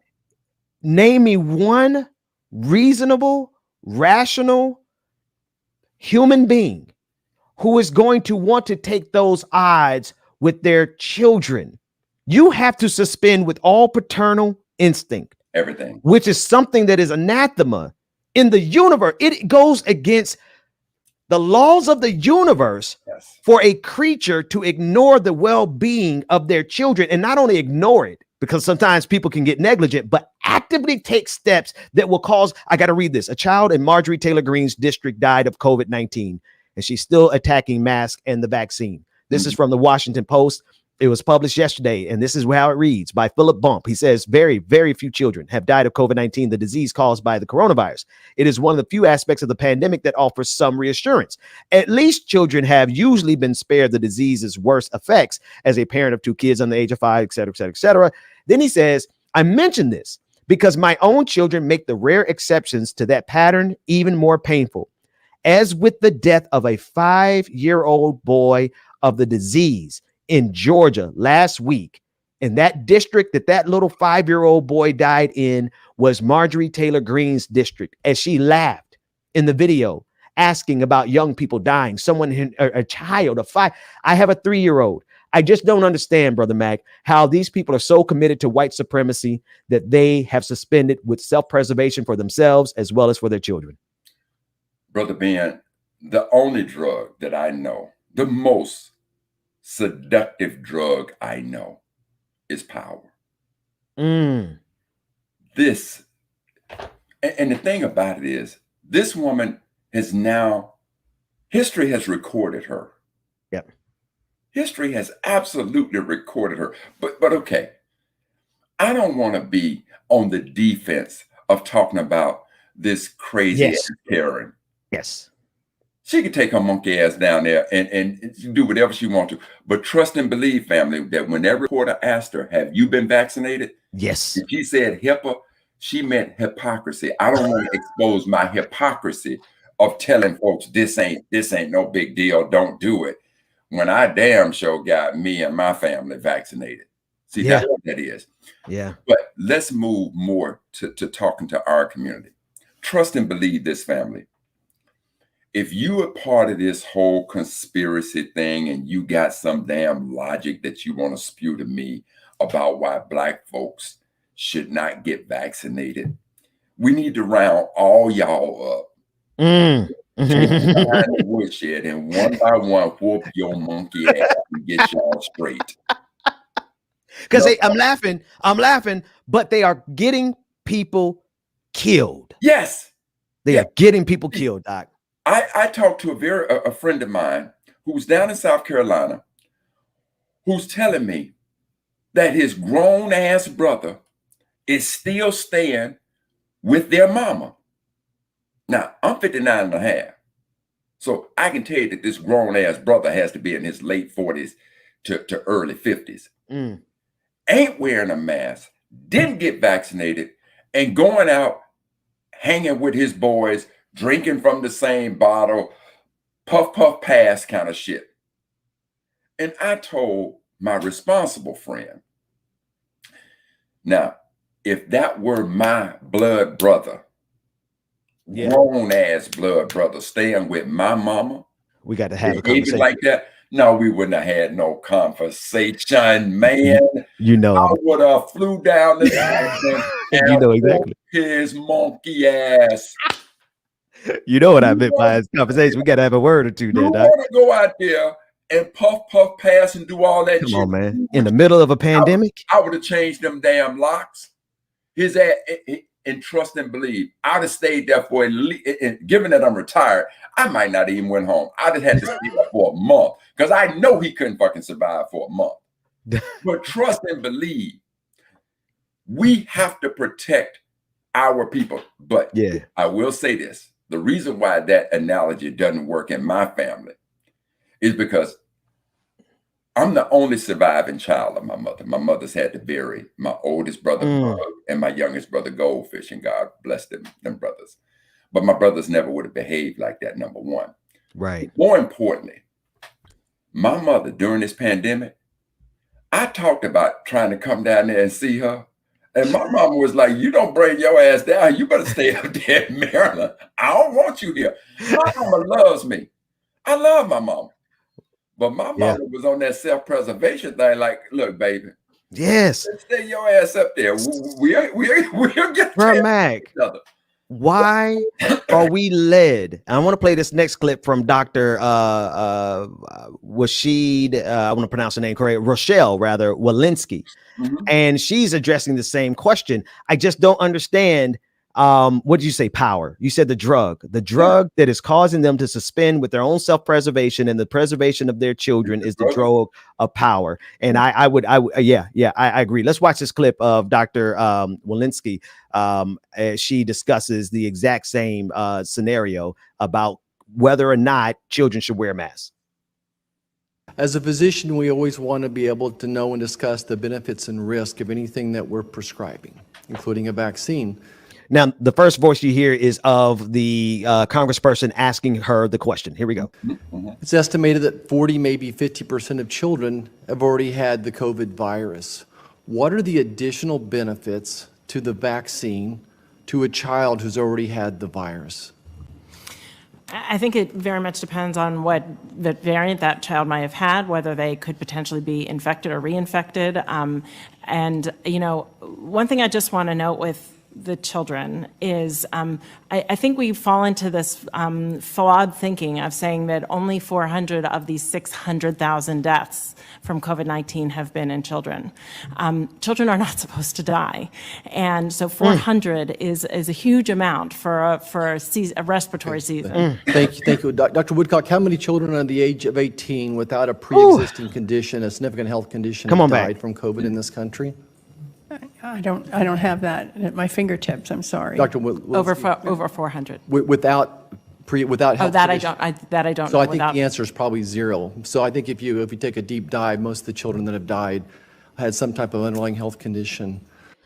I gotta read who this guy is so we understand who we need Oh, man, to. I'm checking the whole little cross on his tie. You know, Yeah, I that's this fool. I just want to identify him. That's Senator Roger Marshall. He is a Republican from the state of Kansas who essentially said, oh, those 400 kids that died, they didn't die from COVID-19. They died from underlying pre-existing conditions. Or I don't want to get arrested for what needs to be said to this man, but this is how sadistic they are. They don't care about their children, Brother Mac. Or those 400 are casualties of war kind of thing, right? But more importantly, I would have asked the question, Marshall, are you and your children vaccinated? That's it. That's the question that every time you hear from anybody speaking That's about they're not going to get the vaccination, ask the question, have they been vaccinated? And then would they march them and their children into a hospital room that's dealing with the coronavirus when everybody is masked up, death is all around, and you walk through that valley? Would you do it? But see, the other issue about these 400 children and the other issue about our community, see, I get war. If there was a war, civil war, and for those who don't know, in the Civil War, there were more American lives lost in the Civil War than every war that America has ever been in put together. Add them all together, they don't equate to how many lives were lost in the Civil War. But in war, there's going to be death. Now, let's say that you had a civil war and only 400 lives was lost. 400 is 400. That's huge. But when you talk about war, yeah, it's a whole different thing, right? You can minimize, and I say that sensitively, because again, when you go to the families of those 400 soldiers who would have died, they're not really trying to hear this. Right? That's it. So I say that sensitively. But when you're talking about losing 400 lives, when they don't have to be lost, just put your mask on, because I trust and believe this. When my 14-year-old son goes back to school, him gonna be wearing a mask. I don't care if him the only one in the damn school with a mask. And if I find that the school is walking around non-mask, promoting their Confederology, my baby gonna be doing his shit virtually. Trust me, believe that. He will be doing it virtually. You know why, bro, man? Because they ain't teaching our kids the history they need to learn in the first place. So we might as well save their lives and educate them properly anyway. Got to do that, man. Got to do it. So I'm just saying to our community, look at the hypocrisy of this conversation that you now trying to apply your logic to and killing our community. People of influence in our community. Zeke Elliott and all you athletes, you have a platform just to think about how much you can push that narrative to saving other folks' lives and it not be dependent on a paycheck. Okay, Zeke, if it took the paycheck to get you vaccinated, cool in the game. But now where's your social responsibility? What if Ali were here today? What would Ali be saying to us? I want them socially conscious Black athletes to speak up about what needs to happen in our community about it. And let's not BS around. Okay. Again, we've seen, Ben, you've done a phenomenal job of showing us how little they care about their children. And they want to be stupid enough to follow that lead. I'm simply saying, in our community, get the damn vaccination. Get the vaccine. Wear the mask. Because if so, those children in our community, if there have been 400 kids, there are 400 avoidable deaths. That's that it. we could have simply avoided. They showed a young black man who was, I got to say, he was in his mid 30s or early 30s. And I saw him on some news station a couple of days ago, who talked about this ideology he had about the vaccination, and this can't affect him, and it only deals with the elders and this kind of thing. I'm sorry, he was in his early to mid 20s. They had him on the camera, tubes running up, the oxygen flowing up, and the dude could barely breathe because of respiratory challenges of what that new variant did to him. And all he said is, if I had to do all over again, I would have got vaccinated. We got to juxtapose it. That was a brother, right? You're talking about a young brother who played around with the vaccine and the pandemic, caught it, and now he's like, yeah, damn, I wish I would have got vaccinated. Let's show you the opposite side of that. Here's a white man who went through COVID-19 in the hospital tubes and everything, and saying he still doesn't want to get vaccinated. Run that clip, David. February. Scott Rowe is one of them. Here I am recovering, getting out of here finally tomorrow. Am I going to get a vaccine? No. Why not? Because there's too many issues with these vaccines. This father, former baseball coach, small business owner, and hunter, caught COVID, and then he developed pneumonia. Before you got sick, if you would have had a chance to get the vaccine and prevent this, would you have taken the vaccine? Nope. So you'd have gone through this? I'd have gone through this, yes, sir. Don't shove it down my throat. That's what's local, state, federal administration is trying to do, is shove it down your throat. What are they shoving, the science? They're shoving the fact that that's their agenda. The agenda is to get you vaccinated. You know who Mr. Scalise is? I know who Steve Scalise is very well. Rowe, who is a I didn't get the context of why you asked about Steve Scalise, other than Steve Scalise being a Republican who is a part of this narrative, this anti-vax narrative, also part of the big lie, and also a person who benefited from being saved by a black U.S. Capitol officer when Steve Scalise got shot up on the baseball field some years ago. His racist behind, supporter of white supremacy, clear connections there. We can unpack them, or you could just Google them for anyone's listening, don't know who Steve Scalise is. His racist behind benefited from the U.S. Capitol police officer who saved his life, but he himself is spreading this misinformation and a part of this machine that's got this dumb man in this bed, Brother Mac, suffering from COVID-19, barely recovering, looked like he could have died, and he still doesn't want to get the vaccine. This is how powerful their narrative is. Hey, now, if I'm not mistaken, Scalise said, "Get the vaccination. Get vaccinated." Well, he has now, but he has actively been a part of this, and there has been a shift now. And I'm glad you brought that up. We saw this week a shift in Fox News. Finally, we saw the shift this week in Sean Hannity. We even heard Mitch McConnell come out and say, "Get the vaccine," and Steve Scalise. They're all on board now. But I must say, at the beginning of this, I'm gonna say it to you again, Ben. I don't give a damn, black folk, if they had never changed their narrative. The number of people that were dying in our community because of this, I guarantee you, I'd be hard pressed to say that we can find anybody that we don't know. Ben, is it safe to say that you don't know anybody personally who's had somebody to die from COVID? You're immune to it. No, I mean, yeah, no, there's just the bodies everywhere, man. And I'm telling you that I know that I got far too many people that I know personally who's had family members to die of COVID. A guy that, look, man, we were like workout rats, gym rats together in college. Both his mom and dad died. Aunts. I mean, this guy must have had like 5 deaths in his family directly attributed to COVID. All of us can talk about this, man. So I don't care what their rhetoric says. I'm not buying into that. We have to understand men lie, women lie, numbers don't lie. Ben, how many folks died from COVID? We're over 630,000 confirmed. Men lie, women lie. them numbers Ben just gave, they don't lie. They don't lie. We need to get that vaccine. We need to mask up. And Zeke, you and the rest of them brothers, I don't care if you're paycheck motivated. Come back to the fold. You're back in now that you got the vaccination, but I need you to change your narrative and help promote saving lives in our community. Do that. I put it like this, Doc. And I appreciate the framing because we need to flip it.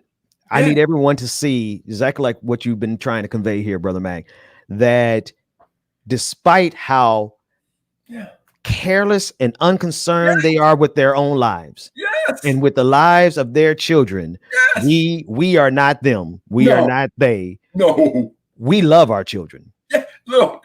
We love our own lives. Yes. Ben, you remember when we used to joke when we would talk about the little white kid in the supermarket? No, mommy, I'm not doing a damn thing. And we were talking about not my kids. If you shape your mouth to say, no, mommy, I ain't doing a damn thing, man, you be getting knocked over into the cereal section somewhere. But now, getting to the point that our kids are beginning to have these kind of behaviors because we're digesting their narrative. Ooh. Look, man. Ooh. That mask, that anti-mask, trust and believe, that is their Confederate flag.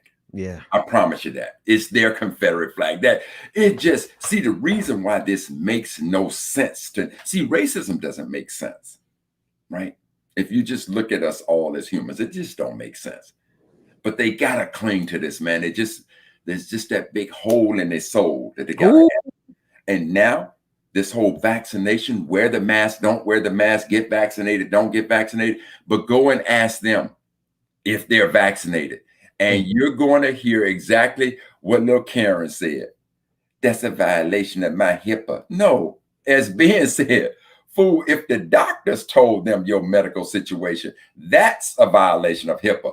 But you can tell the whole world whether or not you got vaccinated, but you ain't going to do it, little stupid Karen, because you don't want nobody to know the hypocrisy that you pushing and that you got this group of, see, they not ignorant. Ignorant is you don't know. That's right. These fools, your constituents, are stuck on stupid, and you want to keep them stuck on stupid. And by answering that question, it would have took away that gorilla glue that you got them stuck down with. See, we understand that. But again, fam, they can follow that. They can follow that mantra all they want to. We not. Just use your damn common sense inside of our community. Yeah. We are not having this. Get the vaccination, wear the mask. But I'm going to say this to you. I'm going to be real clear. Because, see, I'm going to pretend for just a moment that I'm an elected official and I'm speaking to my constituents. Now, if by chance you don't want to wear the mask, and I'm strongly urging you, begging you to do it, but you don't want to do it, and you don't give a shit about your children, trust and believe Carl Mack, Jonathan Mack, and Joshua Mack, and their mama, Jamie O'Mack, all of us been vaccinated. All of us wearing the mask. And now that new variant is coming, I'm finna mask up again. As a matter of fact, I shouldn't even be talking to you on this show without a damn but we gonna mask up, family. Bro, Mac, man, we miss you, man. I know you had a whole lot of stuff working on in life, and I was laughing with the audience. I was like, Brother Mac came on the show and hit the ground running. You came and was on every episode for the full 2.5 hours for 3 weeks straight. Immediately after us meeting each other, I was like, I knew it's, at some point you got to catch your breath and retriangulate and calibrate rather. Man, we missed you. Glad to have you back. Hey, man, all I could tell you, I'm glad to be back, Ben, but all I got to tell you, man, is when I woke up this morning and I heard you say, I'm flying solo, I said, man, somehow throw some water on your face swole, your hair all fucked up, but get on the show. Man, I said, let me put a hat, let me do whatever. I cannot have that flying solo, man. Man, I appreciate it. And what I love about this show is, we done covered all, I done tried to get into all the stuff you're talking about. Now, the same thing, let me go back because there's still some things that coming to me. When we're talking about white privilege, Hinckley. Anybody that's the name Hinckley? Yeah, it does. Why does? Yeah. No, I know why that reminds me. Ronald Reagan, the guy who shot Ronald Reagan, right? Yes. Yes, Yeah. family. See, when you're trying to understand what white privilege is, Hinckley shot a president of the United States. Now, all I need you to do is this. Treason, Scooter Libby outed a CIA. Treason, January 6th, they broke into the Capitol. They talking about kidnapping a governor. Hinckley shoots Ronald Reagan at the Washington Hilton, I believe. His defense, I was crazy. You damn Skippy, you was crazy. To shoot a president. But this mofo is out today based on a plea of insanity. Try, just somewhere, go deep in your soul and try to conjure up me. No, not me, not me. Okay, me. But I wouldn't do that. You know I wouldn't do that. But try to imagine me shooting any elected congressional member, let alone a president of the United States, and then saying I was crazy. They're gonna be like, and we're gonna inject your crazy ass with one dose, and we're gonna never see you again. Because you finna get up out of here. But this is what white privilege is, family. 8 months for insurrection. I can change the narrative and claim that I'm protecting American liberties because the election, I can't even explain that kind of shit. I can't even explain it. But these are the things that we're constantly seeing. So when somebody says, well, Carl, what is white privilege? White privilege is the ability to shoot a U.S. president and still live. It is to commit treason and get 8 months. These are the examples of it over and over and over again in this country that we see. And Ben, you couldn't have put it any better. They would, and I love that, Ben. You need to coin that. Normally, when we talk about a miscarriage of justice from a standpoint of them penalizing you, we would say they threw the book at you. And you said they would have thrown the book. No, they would have thrown the bullets at us.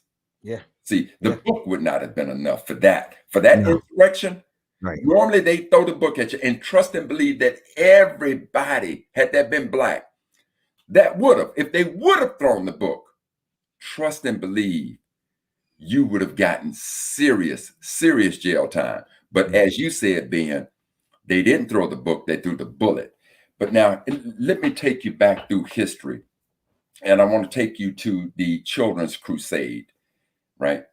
And this is in Birmingham. The hoses, the dogs, all of these things, Bull Connor, all of these things. Now, most of you may not know about the Children's Crusade.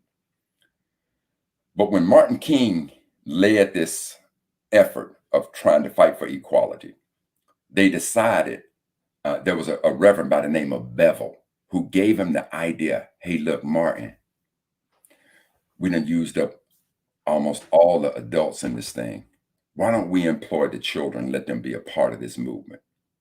And so at the 16th Street Baptist Church, that same church that was bombed and our 4 little baby girls got killed, murdered by these white supremacists. And Connie Lynch, who was a known white supremacist, said about the bombing, good, because it's 4 less little ends on the earth today. That's how insensitive he was. And I hear the same thing from these folks today. Marjorie, when she laughed at 400 children being dead, I hear the same thing as I do from Connie Lynch. Ain't no difference. But anyway, these children in Birmingham, and I want you to think of the courage of their parents. These children gathered at the 16th Street Baptist Church and they received training. And then they would release them out into Birmingham, 50 at a time, to go and protest. Told them what to do, what not to do, how to conduct themselves. the first day, they arrested over 1,000 of our children. And when I say children, I'm saying they were the ages as young as your child, 3rd, 4th grade. Wow. Wow. 3rd, 4th grade. Now imagine Can you help me place this in time? This is what year is this? And this is around, you said Birmingham, right? Birmingham. Look up the children. Hold on. Let me go. Because I think I know somebody who was arrested in that group. Now that you mention it, let me go to the Children's Crusade inside the calendar. Ben, if you got your calendar or Google the Children's Crusade. Okay, I got it. Yeah, of 1963. I got it on the screen here. Yeah, May 4th. Okay.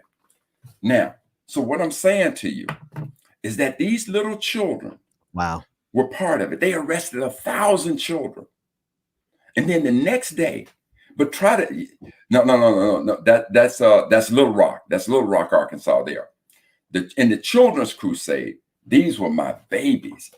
And Ben, I need you to just Google that so that you can see just how young our children were.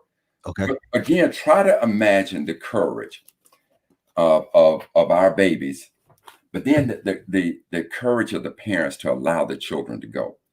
And the next day after they arrested 1,000, parents were saying to their children, "Now, I don't want you down there in that foolishness." Children cut class and did everything to go down there and be a part of it the next day. And they arrested even more. And they show where the jails were just filled with children. Lord, I know you got this on your calendar. You want to read from your calendar? On May 4th. Yeah. But hold on, Ben. Because here's the crux of the story I want to get to. Yeah. And I want to talk about how they deal with our children. I want to show you this as an example of white privilege. I want you to compare the Children's Crusade of children just simply marching for equality. They arrested them. Okay. But then a week later, the Birmingham protest ends because all of America got to see how vicious Bull Connors was. That's right. And that's how it ended. But then now those children who cut class to be a part of the Children's Crusade, do you know what the school board in Birmingham did? They now tried to suspend all the children. They passed it and said all the children that participated in the Children's Crusade are suspended. And instead of boo-hooing and crying and, "Oh, I can't believe how racist you were," we went down there to their school board and we took them up. And you better let my babies alone. We got their ass right. Our children went back to school. But this is the way it is, family. For children marching for equality, you want to suspend them, expel them. But these fools done committed treason. And you want to talk about 8 months? You want to talk about a narrative of protecting democracy? You want to change that narrative? Man, go on that nonsense. This is the hypocrisy of democracy in America. This is the hypocrisy of democracy in America. Who said that? There you go. Who said that? The hypocrisy of democracy in America. Is that Malcolm? No, I don't know, but I've been saying it forever because when you study history, it's right there in your face. And family, I want you to understand as you're watching these pictures. See, these are high school students, but you got to understand that when the Children's Crusade started, they let out babies. I'm telling you, they're 3rd, 4th grade. I don't know if my camera, if you're going to be able to pick this up, Ben, but I'm going to try to, David, if you can cut directly to me, you can cut to me so that you can see this picture. And I think I got it where it's fairly. The other me. Oh, there you go. There you go. There you go. All right, let me stop right there. Yeah, put it up there, David. See, that's how young those children were. Wow. Small babies, right? Wow. We're talking 4th and 5th grade. And they were ready to be a part of this.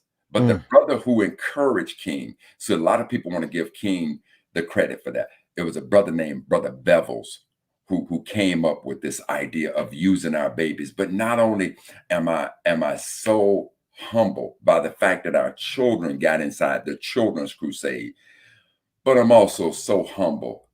Try to imagine that as a parent, you have to say, yeah, my child can go out and be a part of this crusade against this racist society.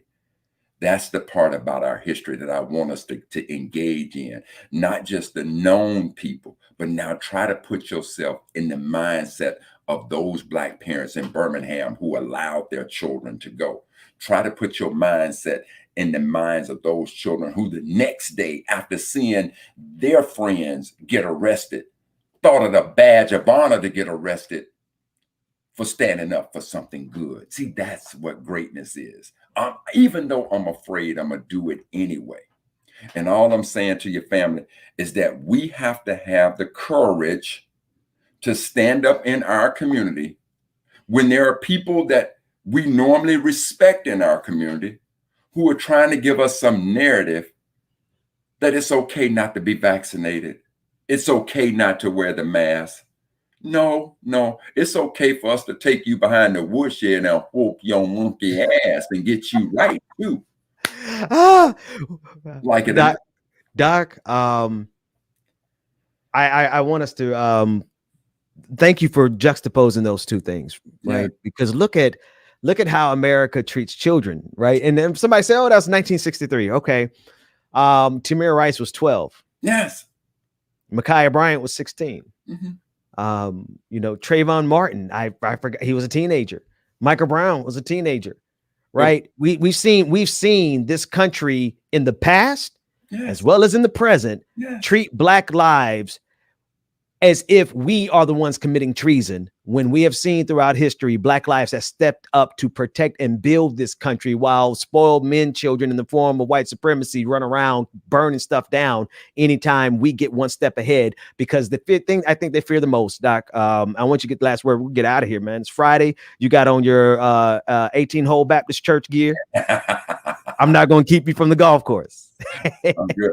Hey, man, but look, Ben, the other part of that narrative, as you come down and list all of our Black children, I want every one of them school shootings, the overwhelming majority of those school shootings were not our children. I mean, our children, Black children, but they're still our children. Humanity, yeah. But look at how they dealt with those children.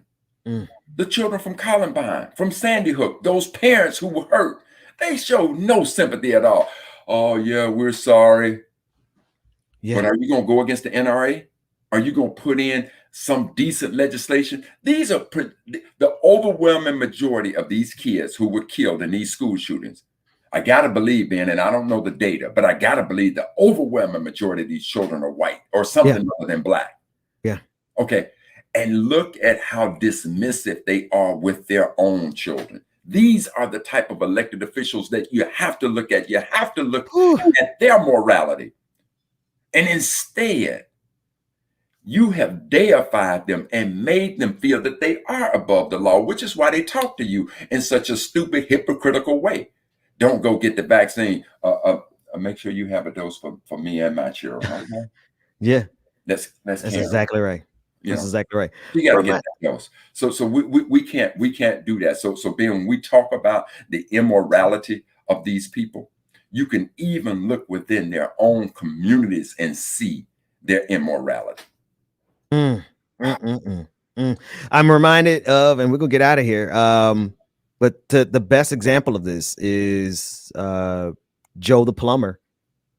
The way forward in the conservative movement is who's willing to sacrifice as much blood as they possibly can. Who's willing to step on the bones and the blood and the memory of their children? Because, like you said, with Sandy Hook, I just knew.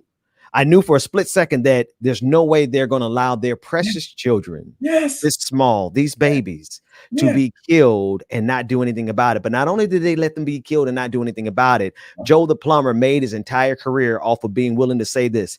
He said, "Your children do not trump my Second Amendment." Exactly right. Hey, those are the people running our country. Trust and believe that. Trust and believe. And again, Ben, look, bro, when I heard you was flying solo, man, I had to do whatever I had. I appreciate it, Doc. And the audience appreciates it too, because they're in the chat room. I know you don't see the chat, but David, let me know that they are so glad to see you back, Doc. Yeah, man. But listen, man, and David, thank you so much for working to get me technically out of the swamp and get me up here with my brother. Because Ben, when I saw you, I said, good. But I got to tell you, man, I talked to Rebecca for the first time this week, man, and I was so glad I spoke to her, because I'm gonna tell you, there was a part when you asked Rebecca, so Naomi, the tennis player. Oh, the Naomi Osaka. Yeah, yeah. Naomi has Haitian roots. Yeah. You asked Rebecca. Well, I wish we had that clip handy. I might throw it in post production where she was when I asked her to be the Haitian mother or auntie or something. I forgot what I asked her. Yeah. You asked Rebecca, how would you greet Naomi? Rebecca. The Haitian auntie skit. That's what it was. It was Rebecca's Haitian auntie skit. God. I swear to you, man, I laughed till I cried, man. I'm gonna tell you something. You need to put that clip up, and it just needs to be. I mean, Rebecca was. She's not. Oh man, we've been having a good time. Back. So anyway, man, look, I'm glad to be back with your fam, and yeah, I just wasn't about to let you fly solo. The moment, hey man, I need my wingman. You can't fly without your wingman. You don't fly solo without a wingman, right? Gotta be right there. Gotta be right there, man. I love it. Make this thing happen. I love it, man. Well, I appreciate it. You helped me, because I was getting ready. I've done these 3-hour stretches by myself. I was getting ready to buckle in and do it, but now you made it a lot more enjoyable, Doc, and the audience thanks you, and I really appreciate it. And man, it was just we can get you back on the schedule for next week so we can get more of this. And you and Georgia, man. I mean, the issues that you all were covering. I mean, man, just to sit back and kind of watch it, man, was just fascinating. I'm just so impressed with these messages. That's a blessing, man. I appreciate that. Well, we're gonna do more. We got some exciting announcements that are coming up soon. Some stuff that I'm gonna fill you in on off air. But the people want what we're doing. The people want this energy. They want this vibe. They want the laughter. They want the seriousness. They want the issues. They want the community. And they want Brother Mac a part of that too. So, Brother Mac, man, I tell you, man. But you know, I certainly love being a part of the fam, man. But I got to tell you, man, that chemistry between DJ, Rebecca, and yourself is magical. It is. Oh man, absolutely magical, man. And then there's things that'll happen between. It's almost like a hidden conversation between DJ and Rebecca. Like they just know. Yeah, go with it, man. But they didn't got their relationship separate from mine. See, it was easy, like because now they have their secret communications that they send between each other. They telepathically. What I'm saying, I think it's almost innate. They just read each other so well. They just know when to say what they say. Yeah. Idiosyncrasies and all of that. It's beautiful. It's beautiful, man. But anyway, man, I so enjoyed watching the entire fam, man. And like I said, you and Georgia, especially, I want to say, was it you and Georgia talking about the sister that was the Karen that was acting all crazy and didn't have her business license? Yes, that was the daycare Karen. Yes. And I'm gonna tell you something, man. You know, for the first time, you know, I'm watching Georgia, right? As we always watch her, and Georgia has this professional seriousness. Man, when Georgia was getting in that story, I thought Georgia was about to fucking take her earrings off and be like, "What?" So Georgia, hey, just know I saw it. I swear, Georgia, I almost saw you like this. Let me tell you, but here's where it is. This I love when our shows, it's magical because our shows dovetail together. You know what it is? The topic that made her pull her earrings off, rhetorically speaking, but I know she would do it in real life. Georgia Fort will pull them earrings out and grab the masculine like him. Children, her children, other people's children. We collectively will fight and defend not only our children, but our neighbors' children. And we are being led by a group of people who not only won't fight for their children, but they will put the conditions in play for their children to die. We'll sacrifice them. Absolutely. And you know, and I hope that for anybody watching this show, that is the thing that I want you to take away from it. Every one of these people that you've seen on the right talking anti-vaccination, America's pushing its wheel on your body, wearing the mask, all of this, all of those people in their private lives, they've been vaccinated. vaccine. Their children have been vaccinated. And I guarantee you, they're not going shopping at Wally's World or Costco or anywhere to the movies, and they ain't masked up. I guarantee you that. And yet, we in our community want to sit here and listen to some kind of bullshit logic about not being vaccinated. Man, come on with that, family. Not wearing the mask. Yeah. No, family. We actually love our children. Yeah. Can I ask? I'm going to leave with this. And Brother Mac, we're going to see you. We're gonna expand these conversations. We're gonna have some good conversations on this show. Yeah. I want to leave with this because you have framed it so perfectly. I want to leave a clip and then David. Shout out to James, DJ Exclusive, who's traveling today. Rebecca, you're in our thoughts. She announced it yesterday. But she had a procedure. She announced it on air yesterday. Only reason why I'm repeating because she announced it, but she had a procedure today. So you all keep her in her thoughts. You're not violating her HIPAA laws. Yeah, we're not violating her HIPAA laws. She actually said it herself. Marjorie Taylor Greene. Obviously, Georgia was here this morning. Brother Mac is here. I also give shout out to Brother Anthony Galloway. That's a brilliant brother who always comes in and blesses us. David in the background. Dwayne has been out of town this week, but David held it down for him. David, thanks so much. I'm going to we are not having a patron party tonight, but I'm coordinating with David. We possibly are going to have a question, ask me anything tonight, but we haven't coordinated it yet. But look for it, patrons. If you're a patron of the Like It or Not show, the Benjamin Dixon show, Georgia Fort, we cross pollinate, support each other. And so tonight I'm going to do an Ask Me Anything. We'll get you the details via Patreon. I got to leave us with this clip because and I want us to do the exact opposite of what we've seen in this clip, because the call to action that you gave us, Brother Mac, is the most important thing.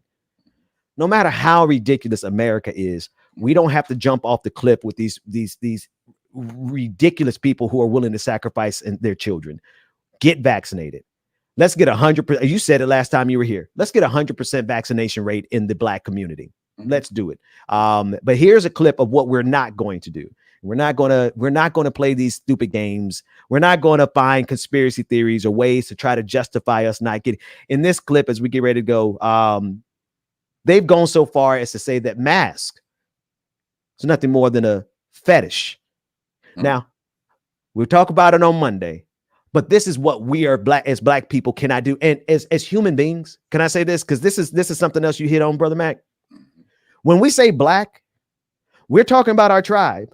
We're talking about the diaspora. We're talking about that Negro intimacy that is telepathically communicated that Michael Eric Dyson put. We are concerned about Blackness because we're concerned about our tribe, but we're also concerned about humanity. And so we are concerned about your children, no matter what race they are, as much as we are concerned about our children. All we're saying is that America has been following the people who would sacrifice their children for centuries. You reminded me, Brother Mac, they had to make child labor laws to not exploit their children, not Black folks. That's it. Let's play this clip and then David, give us some music. Brother Mac, love you, brother. I'm gonna speak to you probably in a few minutes anyway.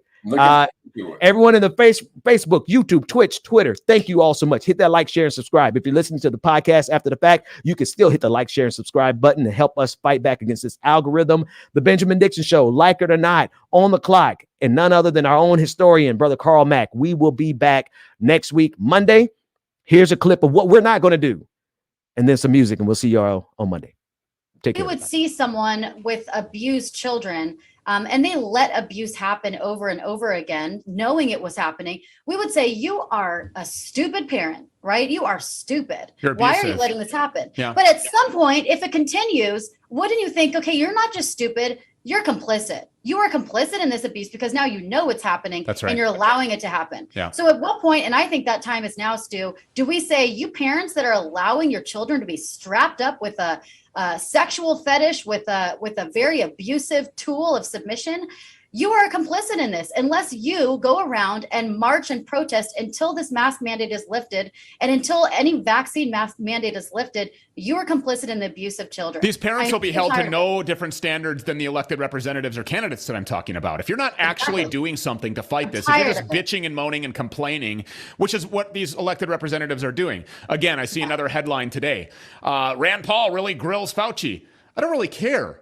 I don't care either. Yeah, click on the link from Rand Paul's social media page. It'll take you to his grifting fundraising website. That's what he's trying to do. He's trying to make money. I was trying to If you go. really want to grill the guy, how about this? How about demand a criminal investigation, indict this guy? Dude, I was trying to go. I can't let that stand. Man, what is wrong with them? You try. Look, man. Old girl done took the mask. The S&M is sexuality. Baby girl, what kind of shit you watching? Fox News. You know, man, what is all right? Done took the mask to the bedroom. No, she done got it there. What was that? How many degrees? What was that? What is it? It's 50 Shades of Grey. How many shades? 50 Shades of Stupidity. Yeah, man, this girl here, she done got it. This Karen here. She some kinky shit. I'm just yeah.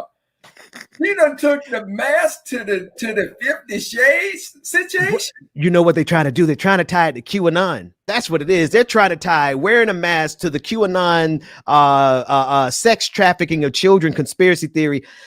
Man, I wanted to go, but these people are so painfully dumb and dangerous. And they have the platforms, they have the media, they have the billionaires. No, Ben, I ain't even giving them all that, because guess what? We got it too right here, right now. They got it, we got it, right? And that's all we saying to our community. Jay, you check this out. You say what you want to. If you want to agree with, you don't agree with masks, okay, take your monkey ass out there without a mask. Your babies, you gonna let your children do that? Nah, that ain't the way we rap, fam. We not rap like that. So if they want to go out there and start, if Karen want to start talking about she want to do 51 shades with me with a mask, I'm saying, I mean, Karen, you can't do that with me. I'm done now. I'm done. It was a time in my life when you might have got me. I ain't there right now with you, Karen. So, you go deal with somebody else, but I ain't dealing with you like that.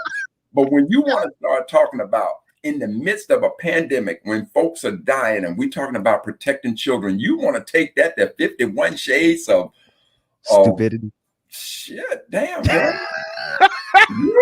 I'm going to tell you something, girl. You kinky like a mofo. Y'all get brother back off the screen. Wait, I thought we were going home. We're not going home yet, brother Matt. You got 5 more minutes because David keep bringing these clips. 5 more minutes, man. That's the kinky thing. I'm gonna tell you something right now. Hey, put her back. Put the video. That little baby girl there. Nah, she had to bring kids into the conversation. That's wild. Man, she not no PYT. She a freaky dicky D. She the star. Why is she talking about fetish? Well, how do you draw a fetish? Next clip is it's even worse. This is a black preacher. I want to get your opinion on this because I'm gonna share this with I'm gonna share this through the pipeline because this is a black preacher we covered this week who was talking about the pandemic. Here he's talking about the Clintons. He was talking about Chadwick Boseman dying of poisoning because he supported Donald Trump, which he did not. That's the clip we covered this week. I want you to listen to this clip from a self-proclaimed prophet Gaithers as he talks about Kobe Bryant being. I can't even describe it. Let's just play the clip, David. I can't even explain it. He was scheduled to go into witness protection, according to my contacts within the federal government, because he was about ready to expose the Clintons. Kobe Bryant was invited by the Abson Institute out of Colorado, December of 2013, to take part of the January 2014 Clinton Global Initiative, Now, Kobe Bryant spoke here in New York City during the month of January 2014. Kobe Bryant, woman of God, was also a part of the Clinton Global Initiative's Haiti Fund, which millions of dollars, which was earmarked to the Haitian people as they needed help to recover from the Haitian earthquake some years ago, was stolen by the Clintons, beginning with this couple, this Bonnie and Clyde couple, Bill and Hillary Clinton. So Kobe Bryant was going to expose that because they did not pay him his full honorarium that they promised that they would pay him when he spoke here in New York City in January of 2013 for the Clinton Global Initiative.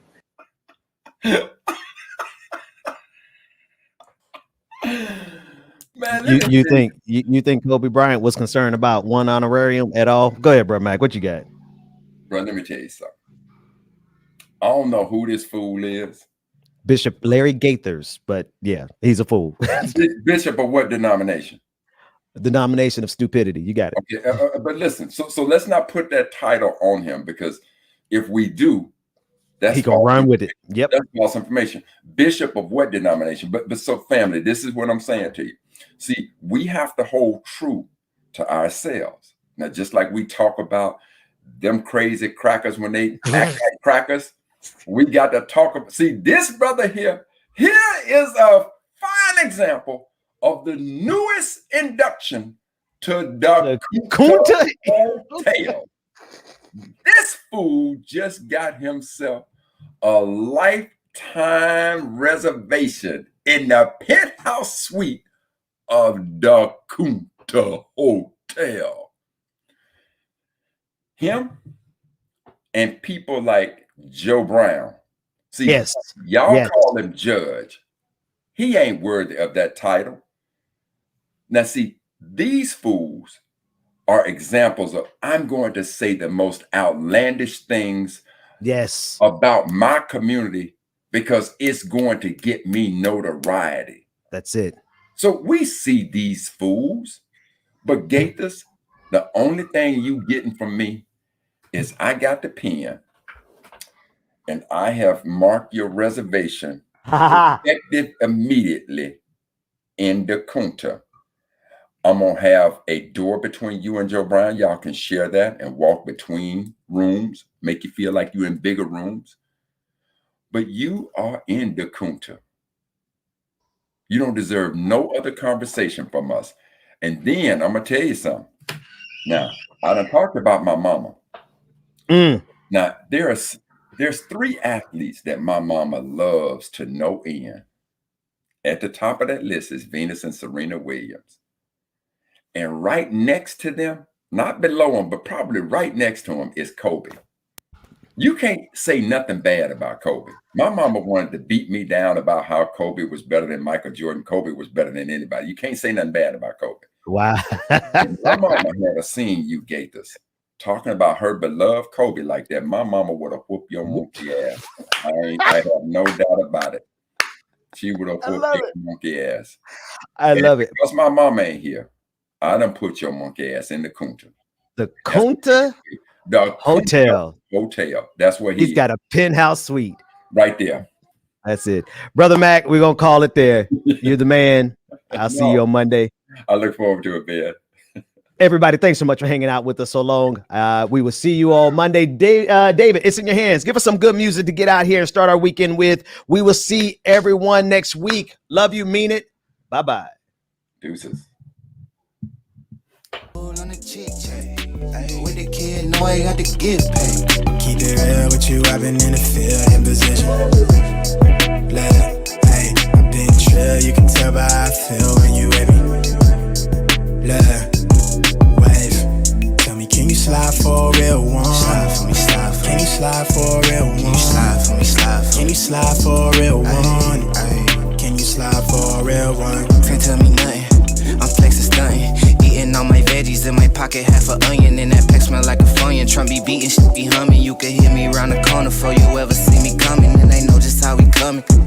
Hands drumming, she gon' bust it open way before I finish thumbing. I can put you on some paper, proper play, and teach you something. Got my stones on Himalaya, know I'm out your sucker ducking. Ain't no need for that discussion, bluffing with the game. About to build a couple million, came with nothing but my name. I'ma twist it, flip it, stick it like a bop it. Tell them stop it, all them haters out of pocket. Let me plug it like a socket, baby. Big on the stead, what they said, part. So I skip straight ahead to the bread part.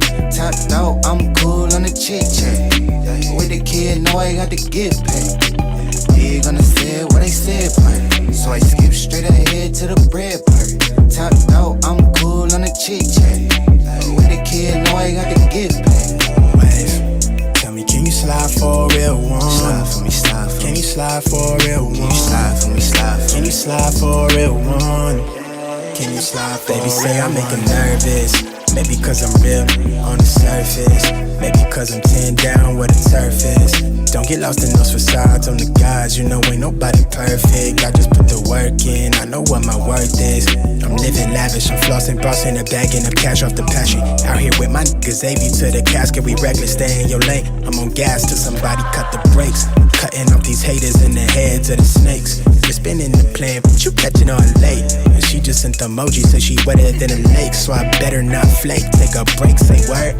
Hit me when you through with that, then we can shift again, my schedule been clear. These niggas see me, they mad like I'm one of their peers. I put that on Sita, so I'm sure it's abundantly clear. I'm hella big on the set, what I said. Eyes low off the legal and the red wig. Put the leg room in the roof gone. Man, I came a long way from them deals off the Groupon. Right? Big on the set, what they said part. So I skip straight ahead to the bread part. Top out, I'm cool on the chit chat. Fuck with the kid, know I got the gift back. Big on the set, what they said part. So I skip straight ahead to the bread part. Top out, I'm cool on the chit chat. Fuck with the kid, know I got the gift back. Keep it real with you, I've been in the field in position. Yeah, yeah, yeah. I've been trail, you could tell by how I feel when you with me. Yeah, tell me, can you slide for me? Can you slide for it one? Yeah, yeah. And tell me, can you slide for it one? Yeah. The original man. You might think of diminishing style.